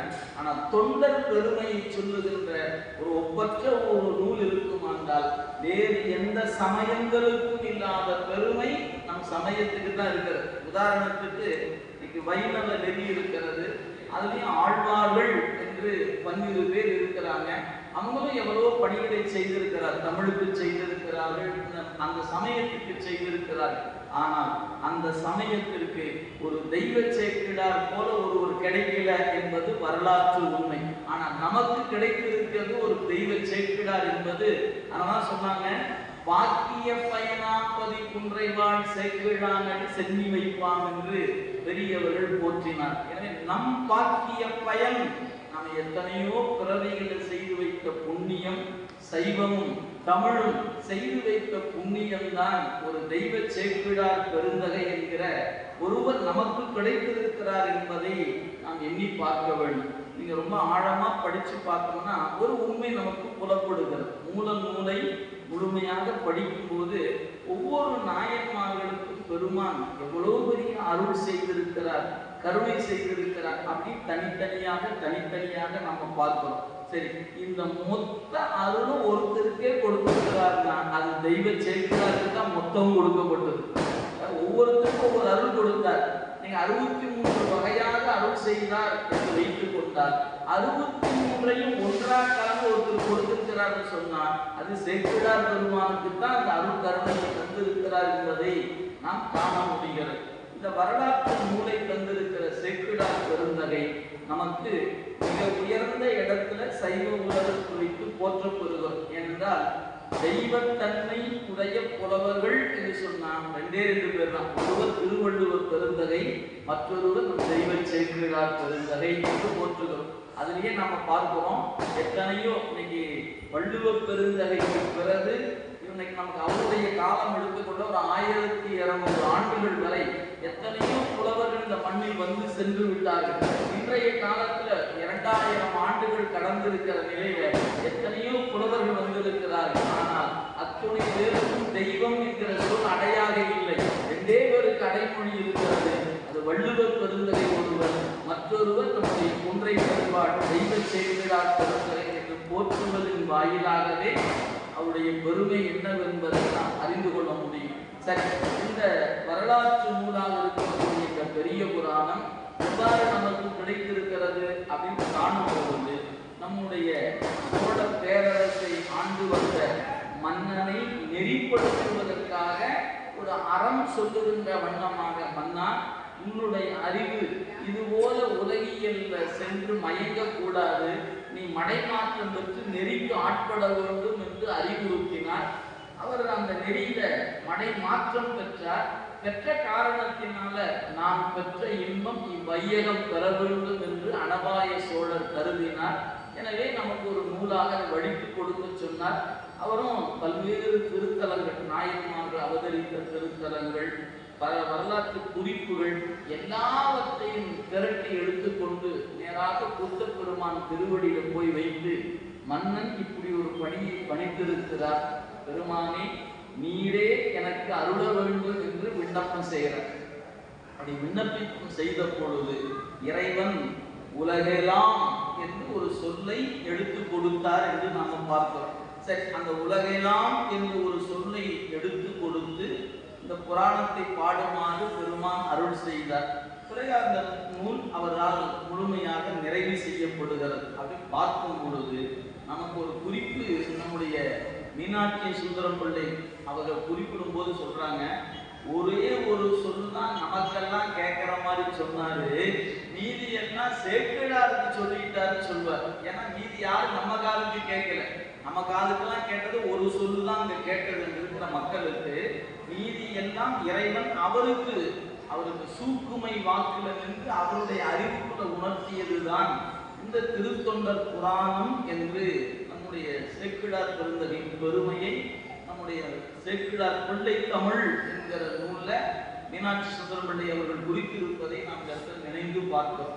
சரி, இப்படி சொல்வது வெறும் புகழுக்காகத்தான் சொல்லியிருப்பாங்களோ? சரி, ஒருத்தர் புகழணும் அதனால இப்படிலாம் சொல்லலாமா அப்படின்னு கேட்டா, நீங்க நூலை படிக்கும் போது நிச்சயம் அது வெறும் புகழ் அல்ல, அது சத்தியம் என்பது அந்த புராணங்களை படிக்க படிக்க படிக்க படிக்க நமக்கு உணர முடிகிறது. அப்படி பார்க்கும் பொழுது சேக்கிழார் பெருந்தகைக்கு இறைவன் கொடுத்திருக்கிற அந்த பெரும் கருணை என்னவென்று பார்க்கும்போது, நம்முடைய அப்பர் சுவாமிகள் நம்ம பக்கத்தில் இருக்கிற இன்னம்பர் திருத்தலத்தில் ஒரு தேவாரத்தை நமக்கு கொடுத்திருக்கிறார். யாரெல்லாம் கோயிலுக்கு வருகிறார்கள், யாரெல்லாம் கையெடுத்து வணங்குகிறார்கள், யாரெல்லாம் பாடல் பாடுகிறார்கள், யார் கண்ணீர் சிந்துகிறார்கள், இவற்றையெல்லாம் எதுவுமே செய்யாம புறம் போக்கி கொண்டு நேரத்தை கழித்து கொண்டு இருப்பவர்கள் யார்? இவங்க எல்லாத்தையும் சுவாமி எழுதி கொண்டிருக்கிறார் சொன்னார். தொழுது தூமலர் தூவி துதித்து நின்று அழுது காமுற்று அரற்றுகின்றாரையும் பொழுது போக்கி புறக்கணிப்பாரையும் எழுதும் கீழ்கணக்கு இன்னம்பர் ஈசனேனர். அப்பர் சுவாமிகள் பாடிய காலம் ஏறத்தாழ 7ஆம் நூற்றாண்டுல இந்த பாடலை அவர் கொடுக்கிறார். இப்ப நம்ம சேக்கிழார் பெருமானுடைய அவதாரமும் இந்த புராணமும் பாடுவதற்கு இடையில 500 ஆண்டுகள், 1200 தான் நமக்கு 12ஆம் நூற்றாண்டில் தான் சேக்கிழார் பெருமான் இந்த நூலை நமக்கு தருகிறார். இப்ப நம்முடைய அப்பருடைய திருவாக்கின் வண்ணம் நாம் செய்த செயல் அனைத்தும் இறைவனால் பதிவு செய்யப்படுகிறது அது கொடுத்துட்டார். அதற்கு என்ன சான்று அப்படின்னு தேவாரம் அருளி இருக்கிறது, அவ்வளவுதான். பிறகு நாயன்மாருடைய வரலாற்றை சொல்லுகிற பொழுது நீங்க சிந்தித்து பார்க்கணும். ஒரு வரலாற்றை சொல்ல எடுக்கின்ற பொழுது அந்த ஊரினுடைய அழகு சொல்லுகிறார், புறத்தோற்றம் சொல்லுகிறார், அந்த ஊருக்குள்ள நுழைகிற பொழுது அந்த ஊர் அந்த தலம் எப்படி இருக்கிறது, அங்க இருக்க மக்கள் யாரு, வாழ்க்கை என்ன, இதெல்லாம் சொல்லி கொண்டு வருகிற பொழுது உதாரணத்துக்கு மூவருடைய வரலாற்றை எடுத்துக்கொண்டால் இந்த இடத்தில் இருந்து இந்த தேவாரத்தை அருளினாருங்கிறார். இது நம்ம எப்படி சொல்ல முடியும்? நீங்க ஒரு 1500 ஆண்டுகள் கழித்து வருகிற ஒரு அருளாளர் இந்த இடத்தில் தான் இந்த பதிகத்தை பாடினார், இந்த பதிகம் இங்கு பாடப்பட்டது, இது வீதியில் பாடப்பட்டது, இது ஆற்றங்கரையில் பாடப்பட்டது, மன்னனுடைய அவையில் பாடப்பட்டது, இப்படியெல்லாம் சொல்ல வேண்டும் என்று சொன்னார். இறைவன் அவருக்கு நாம நினைப்பது போல இன்னைக்கு நாம் எப்படி ஒரு வீட்டு நிகழ்வுகளை எல்லாம் ஒரு ஒளிப்பதிவு செய்து கொண்டு விருப்பப்படுகிற பொழுது நம்ம வீட்டில் இருக்கிற தொலைக்காட்சியில போட்டு இந்த கல்யாணத்தை பார்த்தியா, இன்னார் வந்திருக்கிறாங்க, இவர் வந்தார், அவர் வந்தார், பார்த்து பார்த்து நாம மகிழ்வது போல 500 வருஷமா சிவபெருமான் பார்த்து பார்த்து மகிழ்ந்த தொண்டர் காட்சியை ஒட்டு மொத்தமா நமக்கு கொடுக்கணும்னு நினைச்சு என்ன பண்ணாரு, 12ஆம் நூற்றாண்டில் சேக்கிழார் பெருமான் வாயிலாக அவர் அனுபவித்த அந்த அருள் காட்சிகளை நம் போன்றவரும் பெற வேண்டும் என்பதற்காக கொடுக்கப்பட்ட ஒரு பெரிய கொடைதான் திருத்தொண்டர் புராணம் என்கிற அற்புதமான நூல் என்பதை நூலை படிக்கும் போது நாம் உணர்ந்து கொள்ள முடிகிறது. அந்த வகையில் இந்த நூல் எப்படிப்பட்டது என்று சொன்னால் பல்வேறு வகையான கூறுகளை தன்னகத்தை கொண்டிருக்கிறது. இதை எந்த கோணத்தில் நீங்கள் பார்த்தாலும் அந்த கோணத்தில் நின்று உங்களுக்கு வேண்டிய ஒரு அமுதத்தை கொடுப்பதாக இந்த நூல் இருக்கு. அப்படிதான் நீங்க பார்க்க ஒரு வரலாற்று நூல் அப்படின்னு சொன்னீங்கன்னா வரலாற்று செய்திகள் இருக்கிறது. ஒரு இலக்கிய பார்வை வேண்டுமா, இலக்கிய பார்வை இருக்கிறது. சரி, வரலாற்று நூலாக இருக்கிறது, இலக்கிய பார்வையோடு பார்த்தா இலக்கிய நூலாக இருக்கிறது. வாழ்வியலை நோக்கினா ஒரு வாழ்வியல் நூலாக இருக்கிறது. சமய நெறியில் நின்று பார்த்தா ஒரு ஞான நூலாக இருக்கிறது. ஒரு சைவ சித்தாந்தம் படித்தா எனக்கு புரியவே மாட்டேங்குதியா அப்படின்னு நினைச்சீங்கன்னா பெரிய புராணம் படித்தீங்கன்னா சைவ சித்தாந்தம் காட்சியாகவே உங்களுக்கு காட்டப்படும். அப்ப புரிய முடியாத, எளிதில் விளங்கிக் கொள்ள முடியாத சைவ சித்தாந்தத்தை காட்சிப்படுத்த வேண்டும் என்று கருதினால் இங்க வாருங்கள், சேக்கிழார் பெருமான் காட்சிப்படுத்தி இருக்கிறார், பாருங்கள் என்று காட்டக்கூடிய வண்ணமாக சித்தாந்தத்தை அவரை போல எளிதாக சொல்லக்கூடிய காண முடியும். ஏன் சித்தாந்த சாத்திரங்கள் தோன்றுவதற்கு முன் வந்தது திருத்தொண்டர் புராணம். ஆனா சித்தாந்த காட்சிகள் அத்தனையும் தெளிவுபட வரையறை செய்து நமக்கு உணர்த்தி இருக்கிற பங்கு காணும் போது இது ஒரு சைவ சித்தாந்த நூல் தான் என்று சொல்லிவிட முடியக்கூடிய வண்ணமாக இந்த காட்சிகள் அமைந்திருப்பதை நாம் காண முடிகிறது. அது மட்டுமல்ல, மூவருடைய தேவார திருப்பதிகங்களுக்கு ஆங்காங்கு விளக்கம் சொல்வதனால இது ஒரு விரிவுரை நூலாகவும் இருக்கிறது என்று நம்ம பார்க்க முடிகிறது. இவை மட்டுமல்லங்க, அந்த தேவார திருப்பதிகங்களை சொல்லுகிற இடத்துல சேக்கிழார் காட்டி இருக்கக்கூடிய அந்த அருள் எப்படி இருக்கு கேட்டா, சில இடங்கள்ல அவர் எந்த பதிகம் பாடி இருக்கிறார், என்ன பண்ணில் பாடி இருக்கிறாரோ அந்த செய்தியை சொல்லக்கூடிய இடத்துல அதே யாப்பமைப்பு வச்சு அதே பண்ணில் அந்த செய்தியை சொல்ல வருகிறார் என்று காணும் பொழுது இந்த நூல் இல்லாத செய்தியே அப்படி ஒரு பெரும் கொடையாக சைவ உலகத்துக்கு கிடைக்கப்பட்டிருக்கிற நூல் இந்த திருத்தொண்டர் புராணம். அடுத்து இந்த நூலுக்கு ஒரு பெருமை என்னன்னு கேட்டா, நாயன்மார்கள் அவதாரத்தினுடைய காலம் வேறு வேறு காலங்கள்ல வாழ்ந்திருக்கிறார். நம்முடைய வரலாற்றை உற்று நோக்கும் பொழுது நாயன்மார்கள்ல நம்ம சிந்திக்கும் போது கோச்செங்க சோழ நாயனார் கடைச்சங்க காலத்தில் இருக்கக்கூடியவராக இருப்பதை நம்ம காணுவோம். அப்ப ஏறத்தாழ பண்டுவர் பெருந்தகைக்கு முன் அப்படின்னு வச்சுக்கலாம். கோச்செங்கருடைய காலம் கடைச்சங்க காலம் என்று வைத்துக் கொண்டார். அதன் பிறகு அவர் நம்பி ஆரூரர் ஆகிய சுந்தரமூர்த்தி சுவாமிகள் காலம் வரை இருக்கக்கூடிய நாயன்மார்களை இந்த நூலை பாடுகிறார். நீங்க சும்மா ஒரு கால வரையறையை ஒரு தோராயமாக எடுத்துக்கொண்டால் 1000 ஆண்டு கால வரலாற்றை எடுத்து காட்டுகிற ஒரு கண்ணாடியாக திருத்தொண்டர் புராணம் இருக்கிறது. நீங்க மற்ற நூலுக்கு எந்த நூலுக்கு இந்த பெருமையும், நீங்க ஒரு ராமாயணம் படித்தாலும் சரி, மகாபாரதம் படித்தாலும் சரி, வேறு எந்த காப்பியத்தை எடுத்துக்கொண்டாலும் அந்த காப்பியத்தினுடைய தலைவன் எப்பொழுது அவதரிக்கிறான், அவன் பிறந்த சூழல், வளர்ந்து வருவது, அவன் என்ன செய்தான், பிறகு ஒரு குறிப்பிட்ட நாளில் இந்த மண்ணுலகை விட்டு விண்ணுலகம் சென்றான், இவ்வளவுதான் வரலாறு சொல்லுகிற செய்தி. அது எந்த காப்பியமா இருந்தான். அப்ப நீங்க அந்த காப்பியத்தினுடைய தலைவனுடைய ஆயுட்காலம் எதுவோ அதுதான் காப்பியத்தினுடைய காலமாக நம்ம பார்க்கிறோம். ஆனா இந்த நூல்ல மட்டும்தான் ஏறத்தாழ ஒரு 1000 ஆண்டு கால வரலாற்றை சொல்லு வெவ்வேறு சூழல் சூழல்ல வளர்ந்திருக்கிறார்கள். வெவ்வேறு சூழல்ல அவங்க பணிகள் அமைந்திருக்கிறது. கால வேறுபாடு, இந்த சூழல் இருக்கக்கூடிய இவற்றை எல்லாம் மொத்தமாக எடுத்து காட்டுகிற ஒரு நூல் திருத்தொண்டர் புராணம் என்பதை மறந்துவிடக்கூடாது. சமய வரலாறு மட்டுமல்லங்க, தமிழகத்தின் வரலாற்றை எடுத்து காட்டுகிற ஒரு ஒப்பற்ற நூலாக இருப்பது இந்த திருத்தொண்டர் புராணம் என்பதை நாம் காண முடிகிறது. எனவே ஒரு 1000 ஆண்டு கால வரலாற்றை சொல்லுகிற நூல் திருத்தொண்டர் புராணம். இது ஒரு தனி சிறப்பு இந்த நூலுக்கு தான் உண்டு. வேற எந்த நூலுக்கும் இந்த பெருமை இல்லை என்று நம்ம பார்க்கிறோம். அடுத்து இந்த நூல் உலகெல்லாம் என்று தொடங்கி உலகெல்லாம் என்று நிறைவு பெறுகிறது அப்படிங்கிற ஒரு செய்தி இருக்கிறது. அதற்கெல்லாம் மேலாக இந்த நூல்ல என்ன செய்தி இருக்கிறது நம்ம படிக்கும்போது நாம என்னெல்லாம் ஒரு கருத்தரங்கம், ஒரு சொற்பொழிவு அல்லது ஏதாவது ஒரு வகையில நம்ம கேட்கும்போது நமக்கு அவங்க சொல்லுகிற செய்தி என்னன்னு கேட்டா, பெரும்பாலாக இருக்கக்கூடியவர்கள் சிவபெருமான் அப்படின்னு சொன்னா ஒரு செய்தி சொல்லுவாங்க. என்னன்னு, அந்த சாமிகிட்ட கொஞ்சம் கவனமா இருக்கும். ஏன், அந்த சாமி பயங்கரமா சோதிப்பார், கடுமையா சோதிப்பார். அந்த சாமிகிட்ட கொஞ்சம் டிஸ்டன்ஸோட இருங்க, ரொம்ப நெருங்கி போயிடாதீங்க. இப்படித்தாங்க சொற்பொழிவாளர்களாம் சொல்லியே நம்மளை பக்கம் போகலாம் பண்ணிட்டாங்க. எல்லாரும் என்ன பண்ணிட்டோம், இந்த பரிவார மூர்த்தி கிட்ட கொடுக்கிற கவனத்தை சாமிகிட்ட கொடுக்கறது இல்லை. இது காரணம் என்னன்னு கேட்டா, பேசுகிறதும் சரி பூஜை பண்றதும் சரி பக்கம் வராம பார்க்க என்ன உண்டோ பண்ணி முடிச்சுட்டாங்க. இதுதான் நமக்கு இருக்கிற ஒரு பெரிய ஒரு நம்முடைய என்ன சொல்றது தவ குறைவுன்னு சொல்லலாம். நம்ம வேற எதுவும் சொல்ல முடியாது. நம்ம தவ குறைவு. அங்க போய் பார்க்கிறோம், காட்சியை பார்த்து கூட நம்மளால உணர்ந்து கொள்ள முடியல. என்னதான் சொல்றது, நீ சிந்திச்சு பாருங்க. சும்மா நான் ஒரு எடுத்துக்காட்டுக்காக சொல்லுகிறேன். இப்ப நமக்கு ஒவ்வொரு ஆண்டும் ஒரு பயிற்சி வருகிறது. ஏதாவது ஒரு பயிற்சி இருக்கு, இந்த பயிற்சி அந்த பயிற்சி இந்த பயிற்சி வருது. சரி, இந்த பயிற்சிகள் வரும்போது அந்த கிரகத்துக்கு ஒரு வழிபாடு, அதுக்கு ஒரு வேள்வி, ஒரு பூசை அப்படின்னு சொன்னா அந்த கிரகத்துக்கு ஒரு மிகச்சிறந்த நிலையில அந்த வழிபாடாக நடக்குது. சரி, இப்ப அந்த சாமி எங்க இருக்கிறார் நாம் சிந்தித்து பார்க்கணும்.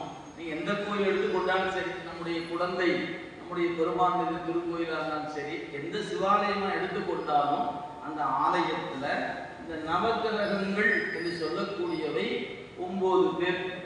10க்கு 10 தான் மொத்த இடமே. நல்லா சிந்திச்சு பாருங்க. அவங்களுக்கு கொடுத்துருக்கிற இடம் எவ்வளவு? 10க்கு 10.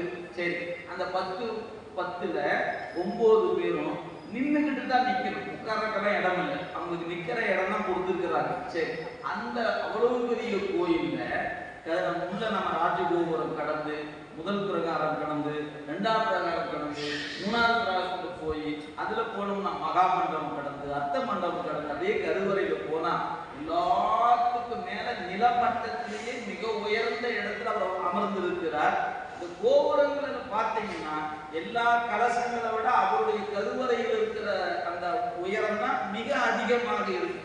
சும்மா காட்சியில பார்த்தாவே இவர்தாயா பெரியவர் அப்படின்னு ஒரு கோயில் வழிபாட்டுல கண்ணுல, நீங்க மூலம் படிச்சுதான் தெரிஞ்சுக்க வேண்டாம், கண்ணுல பார்த்தாவே இவர் தான் பெரியவர் என்று சொல்லுகிற ஒரு காட்சியை கோயில் அமைப்புல வச்சிருக்கிறோம். ஆனா நடைமுறையில அவரை பார்க்கறதே.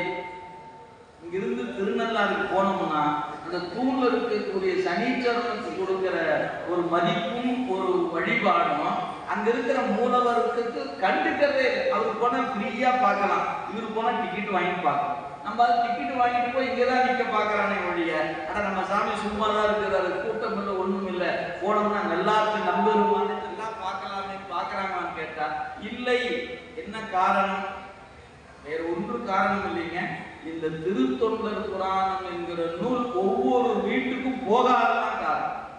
போகாதனால நம்ம என்ன நினைக்கிறோம், இந்த தெய்வங்கள் தான் உயர்ந்தவை, இந்த தெய்வங்கள் தான் உயர்ந்தவை.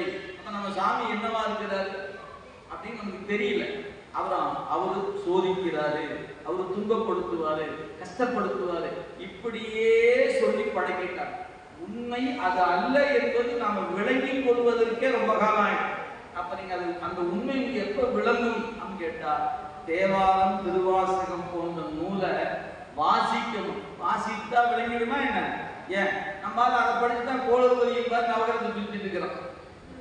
கோளறுபதிக்கு பொருள் என்ன தெரியுங்களா?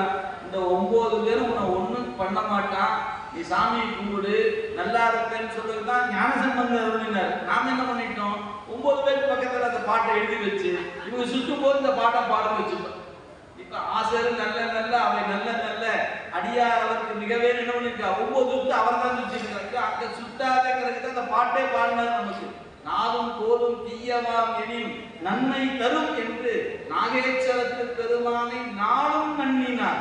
ஒவ்வொரு நாளும் நாகேஸ்வரத்தை போய் நீங்க நெருங்கி வணங்கி வழிபாடு செய்தால் தீய தன்மை தரக்கூடிய கோள் கூட உனக்கு நன்மை தரும். எழுதி வைத்துக் கொண்டார். குறிக்கொண்டினே ஞானசம்பந்த பெருமான் அறிவுறுத்துகிறார். இந்த கோள்களை கட்டி நீயா பயன்படுத்த கோழிலி எம்பெருமான் கோலாய நீக்குமவன் கோழிலி எம்பெருமான் என்று நம்முடைய திருக்கோழிலி என்ற திருத்தலத்துல தேவாரம் சொல்லுது. கொடுக்கதிலா வரம் கொடுக்கும் கோழிலி எம்பெருமான், இவர் கொடுக்காதத யாரும் கொடுக்க முடியாது. இந்த உண்மை தெரியாம இந்த சாமியை விட்டு போட்டு நம்ம இந்த சாமியை போய் சுத்தி சுத்தி வந்தோம்னா எப்படிங்க நம்ம துன்பம் தீரும்? நானும் கோயிலுக்கு போறேங்க, கஷ்டம் போன பாட்டு இல்லை, நான் போகாத கோயிலே இல்லை. நிறைய பேர்த்த கேட்டு பாருங்க, நான் எல்லா கோயிலுக்கும் போயிட்டேன், ஆனா என் கஷ்டம் மட்டும் தீர மாட்டேன். ஏன் நீ போய் எதையா சுத்தணும்னு கேட்டா தானே தெரியும் நமக்கு எதை சுத்தி வந்தாங்கன்னு. நமக்கு இறைவன் என்ற நம் பெரும் கருணை நாயகன், அவனை போல கருணை காட்டுவதற்கு எந்த தெய்வமும் இல்லை. ஏன் கருணையின் ஊற்றே அவன் தான் என்று நம் நூல் சொல்லுகிறது. நம்முடைய பெருமான் தான் கருணை பிறப்பதற்கு பிறப்பிடமாக இருக்கிறவன் என்று இந்த நூலை படித்தால்தான் இந்த உண்மை நமக்கு புலப்படும். ஏன்னா பெரும்பாலும் மேலோட்டமாக படிக்கிறவர்கள் இந்த வரலாற்றுல சொல்லும் போதே இந்த பாட்டி கதை சொல்ற மாதிரி சொல்லும் போதே இப்படி ஒரு துண்டு செய்துட்டு இருந்தாங்களா, அவர் சோதிக்கிறக்கா சிவருமான் வந்தாரு, சோதிக்கிறக்கா வந்தாரு, இப்படியே சொல்லி பழகிட்டாங்க. தெய்வ சேக்கிழார் பெருந்தகை எந்த இடத்திலும் அந்த சொல்ல பயன்படுத்துறீங்க, எங்கேயும் அப்படி காட்டார். அவர் என்னதான் செய்தார், உங்களுக்கு தெரிந்த இடம் நிறைய இடம் சொல்லலாம், நன்கு தெரிந்த இடம் ஒரு இடம் வைத்துக் கொள்ளுங்க. உங்களுக்கு நன்கு சொன்ன உடனே புரிந்து கொள்ளக்கூடிய இடம் இது கண்ணப்ப நாயனாருடைய புராணம். உங்களுக்கு அந்த வரலாறு தெரியும், நான் வரலாறு உள்ள போகல.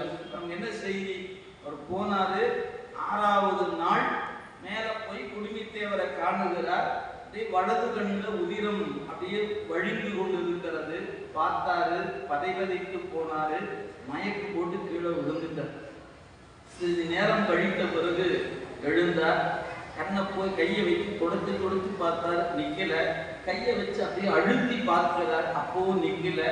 அப்படியே யார் செய்த வேலை இது? என்னை போல கொடிய வேடர்கள் வந்து செய்திருப்பார்களோ, இல்ல கொடிய விலங்கு செய்திருக்குமா? பாதச்சுவடை அப்படி உற்று நோக்கிறாரு, ஒரு சுவடும் தெரியல. சரி வேறாவது வில்லை அம்மை எடுத்துக்கிட்டு தேடி தேடி பார்த்தார், ஒருத்தரும் புலப்படலை. இப்ப என்ன செய்தாரு, மீண்டும் போனாரு, வச்சு அழுத்தினாரு, கட்டி பிடிச்சிட்டு அழுகிறார். சாமி நான் பார்க்கறதுக்கு முன்ன நல்லா தானே இருந்தீங்க, இந்த பாவியே கண் பட்ட பிறகு இப்படி ஆயிடுச்சே உங்களுக்கு என்று அழுகிறார். அப்ப மெல்ல மெல்ல ஒரு சிந்தனை அவருக்கு வருகிறது. ஏன் இந்த வில்லும் அம்பும் முதலானவற்றால் வருகிற காயங்கள், இந்த காட்டுக்குள்ள ஓடுகிற பொழுது முள் முதலானவை உடம்பை கிழிக்கின்ற பொழுது இந்த சாறு பிழிந்து வாட்டுத்தானே முன்னை ஆற்றுகிறோம். அதுபோல இங்கு நிறைய மூலிகைகள் இருக்கின்றன. சாறு பிழிந்து அப்பினால் இந்த உதிரம் நிற்கும் என்று கருதி ஓடுகிறார் தின்னனார். கால தொலைவு ஓடினார். ஓடி வெவ்வேறு வகையில போய் அந்த இலைகள்லாம் பறித்து வந்து சாறை பொழிந்து கண்ணில் வச்சு அப்புனாரு. உதரம் நிற்கல. இப்பதான் குருநாதர்கிட்ட, அதாவது பாடசாலையில ஆசிரியர்கிட்ட பாடம் கேட்டது நினைவுக்கு வருகிறது. இந்த இடத்துல ஒரு குறிப்பு என்னன்னு கேட்டீங்கன்னா, இது போன்ற கருத்தரங்கங்கள் சத்சங்கம் முதலான ஏன் வருகிறோம் கேட்டீங்கன்னா, காதுல வாங்கிறது எப்பவாவது பயன்படும். அது மாதிரி அங்க ஆசிரியர்கிட்ட அவருக்கு குருகுலத்துல படிச்சாரு பாருங்க, அந்த பாடம் ஊனுக்கு ஊன் என்கிற ஒரு உரை அவர் அறிவுக்குள்ள வந்து எட்டுச்சு. எப்பவும் ஆசிரியர் நடத்தியது. உடனே என்ன நினைக்கிறாரு, இந்த கண்ணில் வருகிற உதிரத்தை நிறுத்துவதற்கு நம் கண் இடந்து அப்பி ஒழிக்கலாம் என்ற ஒரு எண்ணம் தோன்றியது. அடுத்த வினாடி கண்ணை எடுத்தாரு, வச்சு அப்பிட்டாரு, உதிரம் நின்று விட்டது. நமக்கு தெரியும், இவர் கண்கள் ரத்தம் ஒழுகுது, இது அவருக்கு தெரியல. பெருமானுடைய திருமேனியில உதிரம் நின்று விட்டது. என்ன பண்ணினாரு, மேலே கிளி குதிச்சார். வலிமையான தோள்கள் கொட்டினார்ங்கிற சேக்கிழார் பெருமான் வானத்தின் திருமாவை குதிச்சு தன் தோலை தட்டி கொண்டு சொல்லுகிறார், நன்கு நான் செய்த மதி. ஆஹா, எனக்கு கூட அறிவு இருக்கிறியா, நான் கூட செஞ்சேன் அப்படின்னு யார் சொன்னா? அவருக்கே அவரு பாராட்டி தெரிவித்துக் கொள்கிறார். நீங்க பாப்பீங்க விளையாட்டு போட்டிகள்லாம் பார்த்தீங்கன்னா ஒரு 100 ரன் அடிச்ச உடனே பேட்ஸ்மேன் தன் பைய அப்படி காட்டி பேட்டை தூக்கி காட்டி ஒரு மகிழ்ச்சியை வெளிப்படுத்துற மாதிரி தனக்குத்தானே தோல் கொட்டி கொண்டார், மேலும் கீழே குதிச்சாரு, நன்கு நான் செய்த மதி அப்படின்னு ஒரு பாராட்டி சொல்லிக்கிட்டார். கொஞ்ச நேரத்துக்குள்ள இடது கண்ணுல ரத்தம் வருது. இப்பதான் சேக்கிழார் பெருமான் ஒரு குறிப்பு தருகிறார். இப்ப கண்ணை இடந்து அப்பியவர் வலியில துடித்தார், அழுதார், 2 கண்ணுல ஒரு கண்ணு போயிடுச்சே சாமி அப்படின்னு வருந்தினாரா? இல்லை, மகிழ்ந்தார் அப்படின்னு சேக்கிழார் பதிவு செய்திருக்கிறார். சரி, இப்ப 2வது கண்ணுல உதிரம் வருகிற பொழுது இப்ப அவர் என்ன நினைச்சுக்கிறான்? ஏன் சாமி 2 கண்ணுல ஒரு கண்ணு உனக்கு கொடுக்கலாம், இன்னொரு கண்ணு நான் எப்படி கொடுக்கட்டும் அப்படின்னு நினைத்தாரா? இல்லை அப்படின்னு ஒரு குறிப்பு. 2வது அப்ப என்ன நினைத்தாரா? உன்னையும் மகிழ்ந்தார். எப்ப மருந்து கை கண்டேன், என்கிட்ட இன்னொரு கண் இருக்கிறது, இடந்து அப்பி ஒழிப்பேன் அப்படிங்கிற இடத்துல சேக்கிழார் ஒரே ஒரு சொல்லு பயன்படுத்துறாரு. என்ன? நலத்தினை இன்னும் காட்ட. இவர் எடுத்து கண் அப்பினார் அல்லவா, எவ்வளவு பெரிய அன்பு என்பதை நீங்க படித்திருக்க கூடும், பார்த்துக் கொள்ளுங்க. ஆனால் இவர் இதோடு இவருடைய அன்பு நிறைவு பெறுவதல்ல, இவருடைய அன்பினை இன்னும் காட்ட வேண்டும் என்று கருதி பெருமான் இன்னொரு கண்ணில் உதிரம் வழிய இருந்தார். நாம போல இருக்கக்கூடிய இன்னைக்கு 21ஆம் நூற்றாண்டுல ஒரு மாணவன் கண்ணப்பருடைய வரலாற்றை படிக்கிறான்னு வச்சுக்கோங்களேன். அவன் படிக்கும்போது சொல்லுவான், சார் 2 கண்ணுல ஒரு கண்ணு கொடுக்கறது பெருசா சார், நான் கூட கொடுத்தேன். நீங்க அவர் கொடுத்த கொடைய எண்ணி பார்க்கும் பொழுது அதை ஒரு உயர்ந்த இடத்துல வைத்து பார்ப்பதற்கான அறிவு இல்லாம 2 இருந்தா 1 கொடுத்தது நான் தான் கொடுப்பேன் என்று சொல்வதற்கு அடுத்த தலைமுறை நாளைக்கு வந்துவிடும். அந்த இடத்துல கண்ணப்பருடைய அன்பு உலகம் தெரியாம போயிடும் என்பதற்காக பெருமான் என்ன செய்தாரு? இன்னொரு கண்ணும் கொடுப்பதில் என் அன்பனுக்கு நிகர் இன்னொருவர் இல்லை இந்த உலகத்தில் என்று அந்த நலத்தை காட்டுவதற்காக இவருடைய அன்பினுடைய தரம் நாளைய தலைமுறை கீழே வச்சு பார்த்துக்காதையா, இந்த அன்புக்கு நிகர் இன்னொரு அன்பு இல்லை. அதுதான் மணிவாசகர் பெருமான் கண்ணப்பன் ஒப்பது ஓர் அன்பு, கண்ணப்பர் இசிக்கொள்ட்டு அன்புன்னு போட்டுக்கிட்டா என் நிலைமை ரொம்ப பரிதாபத்துக்குரியதா இருக்குது சாமி. அந்த அன்பு என்னிடத்தில் இல்லை, இல்லை என்று தெரிந்தும் என்னை ஆட்கொண்ட வள்ளலியாவனர் கண்ணப்பன் ஒப்பதோர் அன்பு இன்மை கண்டபின் என்னப்பன் என்னொப்பில் என்னையும் எந்த தகுதியும் இல்லாத என்னையும் என்று மணிவாசக பெருந்தகை வருந்தி சொல்லுகிறார் என்று சொன்னார். கண்ணப்பருடைய அன்பனை எண்ணி பார்க்கிறப்ப அவருடைய நலத்தினை இன்னும் காட்ட. ஏன் சாமி இன்னொரு கண்ணு கேட்டாரு? பொதுவா படிக்க சோதிப்பதற்காக இன்னொரு கண் கேட்டார். சோதிக்கிறதுக்காக கேட்கல, அவருடைய நலத்தினை இன்னும் காட்டுவதற்காக. இது ஒரு இடம். அதுபோல இளையான்குடி மாறனாருடைய புராணம் உங்களுக்கு தெரிந்த வரலாறு. அந்த இடத்த மட்டும் வந்துருவோம். இரவு 12 மணி, மழை பெய்து கொண்டிருக்கிறது. பசியோடு வருகிறார் நம்முடைய பெருமான். அடியவர் கோலத்துல வந்தார். கதவை தட்டுனாரு, திறந்தார், இருக்க இடம் கொடுத்தார். ஈரத்தை உணர்த்துவதற்கு ஆடை கொடுத்து உணர்த்தி விட்டார். மனைவியார்ட்ட போறாரு. அடியவர் தீரவே பசித்து வந்திருக்கிறார், அமுது செய்ய வேண்டும், அனங்கே எங்கனே அப்படின்னு கேட்டார். அப்படி சொல்லும் போது குறிப்பி சொல்றாரு, நீயும் நானும் உணவெடுத்துக்குள்ள இயலல அப்படிங்கிறது உனக்கும் தெரியும் எனக்கும் தெரியும். ஆனா ஒரு வழி நீ சொல்ல வேண்டும் கேட்கிறார்.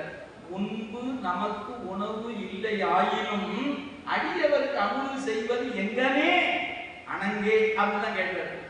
அவருக்கு தெரியும். ஏன் அடியார் வந்துட்டாரு, அமுது செய்ய நாமளே சாப்பிடல, உங்களுக்கு தெரியாதா அப்படி ஒரு கேள்வி அம்மையார் கேட்கக்கூடாது. அது தெரிஞ்சுதான் கூட வந்து நிக்கிறேன், தெய்வத்தன்மை பொருந்தி நீ எனக்கு ஒரு வழி சொல்லுன்னு கேட்டார். நீங்க எல்லாம் சிந்திச்சு பாருங்க. அம்மாவும் சொல்றாங்க, எனக்கு ஒன்றும் தெரியாத பாலியா நிக்கிறனே, நீங்க வந்து என்ன கேட்கறீங்க, நான் உங்களுக்கு என்ன வழி சொல்வதுன்னு எனக்கு ஒன்றும் தெரியல அப்படின்னு சொன்னவங்க ஒரு யோசனை சொன்னாங்க. இன்று காலை விதைத்த நெல்லை கொடு வந்தார் வல்லவாறு அமுது ஆக்கலும் ஆம். கொடு வர முடியுமான்னு எனக்கு தெரியாது, கொண்டு வாங்கன்னு சொல்லல, கொடு வந்தால் வல்லவாறு அமுது ஆக்கலும் ஆம், அவ்வளவுதான், முடிந்தா செய்யலாம் அப்படின்னாங்க. இப்ப இந்த ஒரு வார்த்தையை சொன்னோன்னே அவருக்கு அப்படியே கடலை தத்தளித்து கொண்டு இருப்பவனுக்கு ஒரு பிடித்துக் கொள்ள ஒரு மரக்கலம் பிடித்து கிடைத்திருப்பது போல நாயனாருக்கு அதை உடனே பண்ணாரு. இதோ வருகிறேன் அப்படின்னு புறப்பட்டாரு. இருட்டுல போறாரு, தடவி தடவி போகிறார். எப்படியா இவரால போக முடிஞ்சார்? அன்பு என்ற ஒன்று அவரை செலுத்தியது. எனவே போனாரு, வயலுக்கு போனாரு. இந்த கொட்டிய மழையில நெல் மணிகள் எல்லாம் மிதந்து கொண்டு இருந்தது. வாரி எடுத்துக்கொண்டு வந்துட்டார். செய்தி நாம சிந்தித்து பார்க்கணும். இளையான்குடி மாறனார் மிகுந்த செல்வத்தோடு இருக்கும்போது பெருமான் அவர் வீட்டுக்கு போகுது. நிறைய அடியார்கள் வந்தாங்க. நாளும் நுகர்ந்த தன்மையினால் நிறைய அடியார்கள் வந்தாங்க. அவரும் உவந்து கொடுத்து கொண்டே வந்தார். இப்ப அங்க இருக்கிற மக்கள்லாம் சொன்னாங்க, என்னன்னு, காசு இருந்தா நானும் தான் யார் கொடுப்பேன். இப்ப எல்லாரும் நீங்க எப்போ என்னன்னா ஒரு இறைவனுக்கு செய்கிற பணியில மக்களுடைய பார்வை எப்படி இருக்குன்னு கேட்டா, இந்த காசு இருந்தா நானும் தான் பண்ணுவேன். காசை கையில கொடுத்தா என்ன பண்ணுவோம்னு கொடுத்த போதுதான் தெரியும். எப்பவுமே மக்களுடைய செல்வத்துக்கு ஒரு வேலை இருக்குதுங்க. அது என்ன பண்ணும் தெரியுங்களா? செல்வம் மனத்தை சுருக்கிடும். நல்லா நினைவு வைக்கணும். யாருக்கெல்லாம் செல்வம் இருக்கிறதோ அவங்கெல்லாம் இன்னைக்கு என்ன கோயில் திருப்பணியா பண்ணிட்டு இருக்கிறாங்க. சாப்பாட்டுக்கு வழி இல்லாம திருப்பணி பண்ண முன்னாடி வரோம். செல்வத்தை வச்சிருக்கிறவங்களாம் இதை எப்படியாவது சுவிஸ்ல போடலாமா, வெளிநாட்டுல போடலாமா, 100 ஒண்ணா 500 ஆக்கலாமா, 500 1000, இப்படி அவங்க செல்வத்தை பெருக்குவதில் இருக்குமே ஒழிய செல்வன் கடலேறும் செல்வத்துக்கு திருவடிக்கு பணி செய்யற அறிவு வாய்ப்பதில்லை. ஏன்? அது பொருட்செல்வம் கூறியார் கண்ணும் உல என்றார் வள்ளுவர் பெருந்தகை. எனவே அந்த செல்வம் இருக்கவங்களாம் பெருமானம் பணி செய்ய முடியாது. இன்னைக்கு 92 வயதுல ஐயா பண்றாருன்னா என்ன அர்த்தம்? ஏதோ ஒரு பிறவை செய்த புண்ணியம் இன்னைக்கு அந்த பணியை நடத்துகிறது. சேக்கிழார் மீது கொண்ட காதல், இந்த திருத்தொண்டர் புராணம் எனக்கு ஏதோ ஒன்றை செய்திருக்கிறது. எனவே இதை எப்படியாவது அடுத்த தலைமுறை கொடுக்க வேண்டும் என்று அவருடைய நெஞ்சத்துக்குள்ள இறைவன் உணர்த்தி கொண்டு இருப்பதனால்தான் இது போன்ற செயல் நடைபெற்றுக் கொண்டு இருக்கிறது. எனவே ஒரு செயலுக்கு வெறும் செல்வம் மட்டும் காரணம் அல்ல, அதற்கு இன்றியமையாதது நெஞ்சத்தில் இருக்கிற இடம் இருக்க வேண்டும். எனவே மனம் இருக்க வேண்டும். பணம் இருந்தா பணி செய்ய முடியாது, மனம் இருந்தா பணி செய்யலாம். இதை எப்படி உணர்த்துவது? இதோ என் இளையான்குடி மாறனார் உலகத்துக்கு அறிவிக்கிறேன் என்று பெருமான் கருதார். அல்லல் நல் உறவான போதிலும் வல்லல் என்று அறிவிக்க. நீங்க நினைச்சு பார்க்கணும், அவருடைய செல்வத்தெல்லாம் ஏயா மறைச்சாரு இறைவன் அப்படின்னு கேட்டா அவங்க வேறு காரணம் சொல்லுவாங்க. சேக்கிழார் சொன்ன காரணம் ஒரே ஒரு காரணம் தான். இவர் செல்வம் இல்லாத பொழுதிலும் தொண்டு செய்வதில் வல்லவர் என்று அறிவிப்பதற்காக. எனவே பெருமான் எதுக்காக அவரை சோதிக்கிற மாதிரி நின்னாரு? இவர் வல்லவர் என்று நாம் அறிந்து கொள்வதற்கு. நீங்க மறந்துடவே கூடாதுங்க, அவருடைய அன்பை பெருமான் நிச்சயமாக அறிவான். நீங்க நம்ம திருக்கு கழிச்சும்படியான ஒரு நூல் இருக்கிறது. அந்த நூலை சொல்வாருங்க, அந்த நாயன்மார்கள் காட்டுகிற அன்பை தலைவனாகி இறைவன் அறிவான். அவன் நாம காட்டுகிற அன்பு என்னங்கிறது அவனுக்கு தெரியும். அந்த அன்பை நாம தான் அறியாம இருக்கிறோம். எனவே பெருமானுக்கும் அந்த அன்பை செலுத்துகிற அவருக்கும் அது நிச்சயமா தெரியும். அதை எப்படி சொன்னாரு? கண்ணப்பர் அன்பை கண்ணப்பர் அறிவார், காலத்தியாத்தாம் அறிவார். கண்ணப்பர் அன்பு எப்படிப்பட்டது என்று யாருக்கு தெரியும்? கண்ணப்பருக்கு தெரியும். அதை நுகர்கிற காலத்தினாரனுக்கு தெரியும். யாருக்கு தெரியாது? படிக்கிற நமக்கு தான் தெரியாது. அவ கண்ணப்பருடைய அன்பு இவ்வளவு வலிமையானது என்பதை அறிந்திருக்கிற பெருமான் அதை ஏன் அங்க கொண்டு 6 நாள் பூஜை வச்சு கண்ணை இழந்து அப்ப வச்சு எதுக்காக? காலத்தியாருக்கு அது தெரியுமையா, படிக்கிற நமக்கு தெரியாதே. எனவே நமக்கு தெரிவிக்கத்தான் பெருமான் அந்த செயலை செய்தானே ஒழிய நாயன்மார்களை சோதிப்பதற்காக இறைவன் ஒருபோதும் செய்ததில்லை, எப்போதும் செய்ய மாட்டான். ஏன்? அவர் தொண்டரை தாங்குபவனே அன்றி தொண்டரை சோதிப்பவன் அல்ல நம்முடைய பெருமான். இந்த உண்மை பெரிய புராணம் என்ற நூல் படித்தா மட்டும்தான் விளங்கிக் கொள்ள முடியும். நீங்க இந்த நூலை படிக்கலைன்னா நீங்க எப்போவும் போல என்னதுலாம் இந்த சாமி என்ன பாடாப்படுத்துதுங்க, என்ன சோதிக்குதுங்க, என்ன கஷ்டப்படுத்துது, இந்த பாட்டைத்தான் திரும்ப திரும்ப பாடிட்டு இருக்கோம். பெருமானுக்கு நம்மை சோதிப்பது அவருடைய வேலை இல்லை, மறந்துடாதீங்க. இன்னைக்கும் பல பேர் வருகிறது என்ன, இந்த சாமி என்ன இப்படி கஷ்டப்படுத்துறார், இந்த சாமி என்ன சோதிக்கிறாரு அப்படின்னு நம்ம நினைச்சிட்டு இருக்கிறோம். ஒன்றை நல்லா நினைவு வைத்துக் கொள்ளுங்க. ஒரு ஆசிரியர் வகுப்புல பாடம் நடத்துகிறார். பாடம் ஒரு 3 மாத பாடம் போகிறது.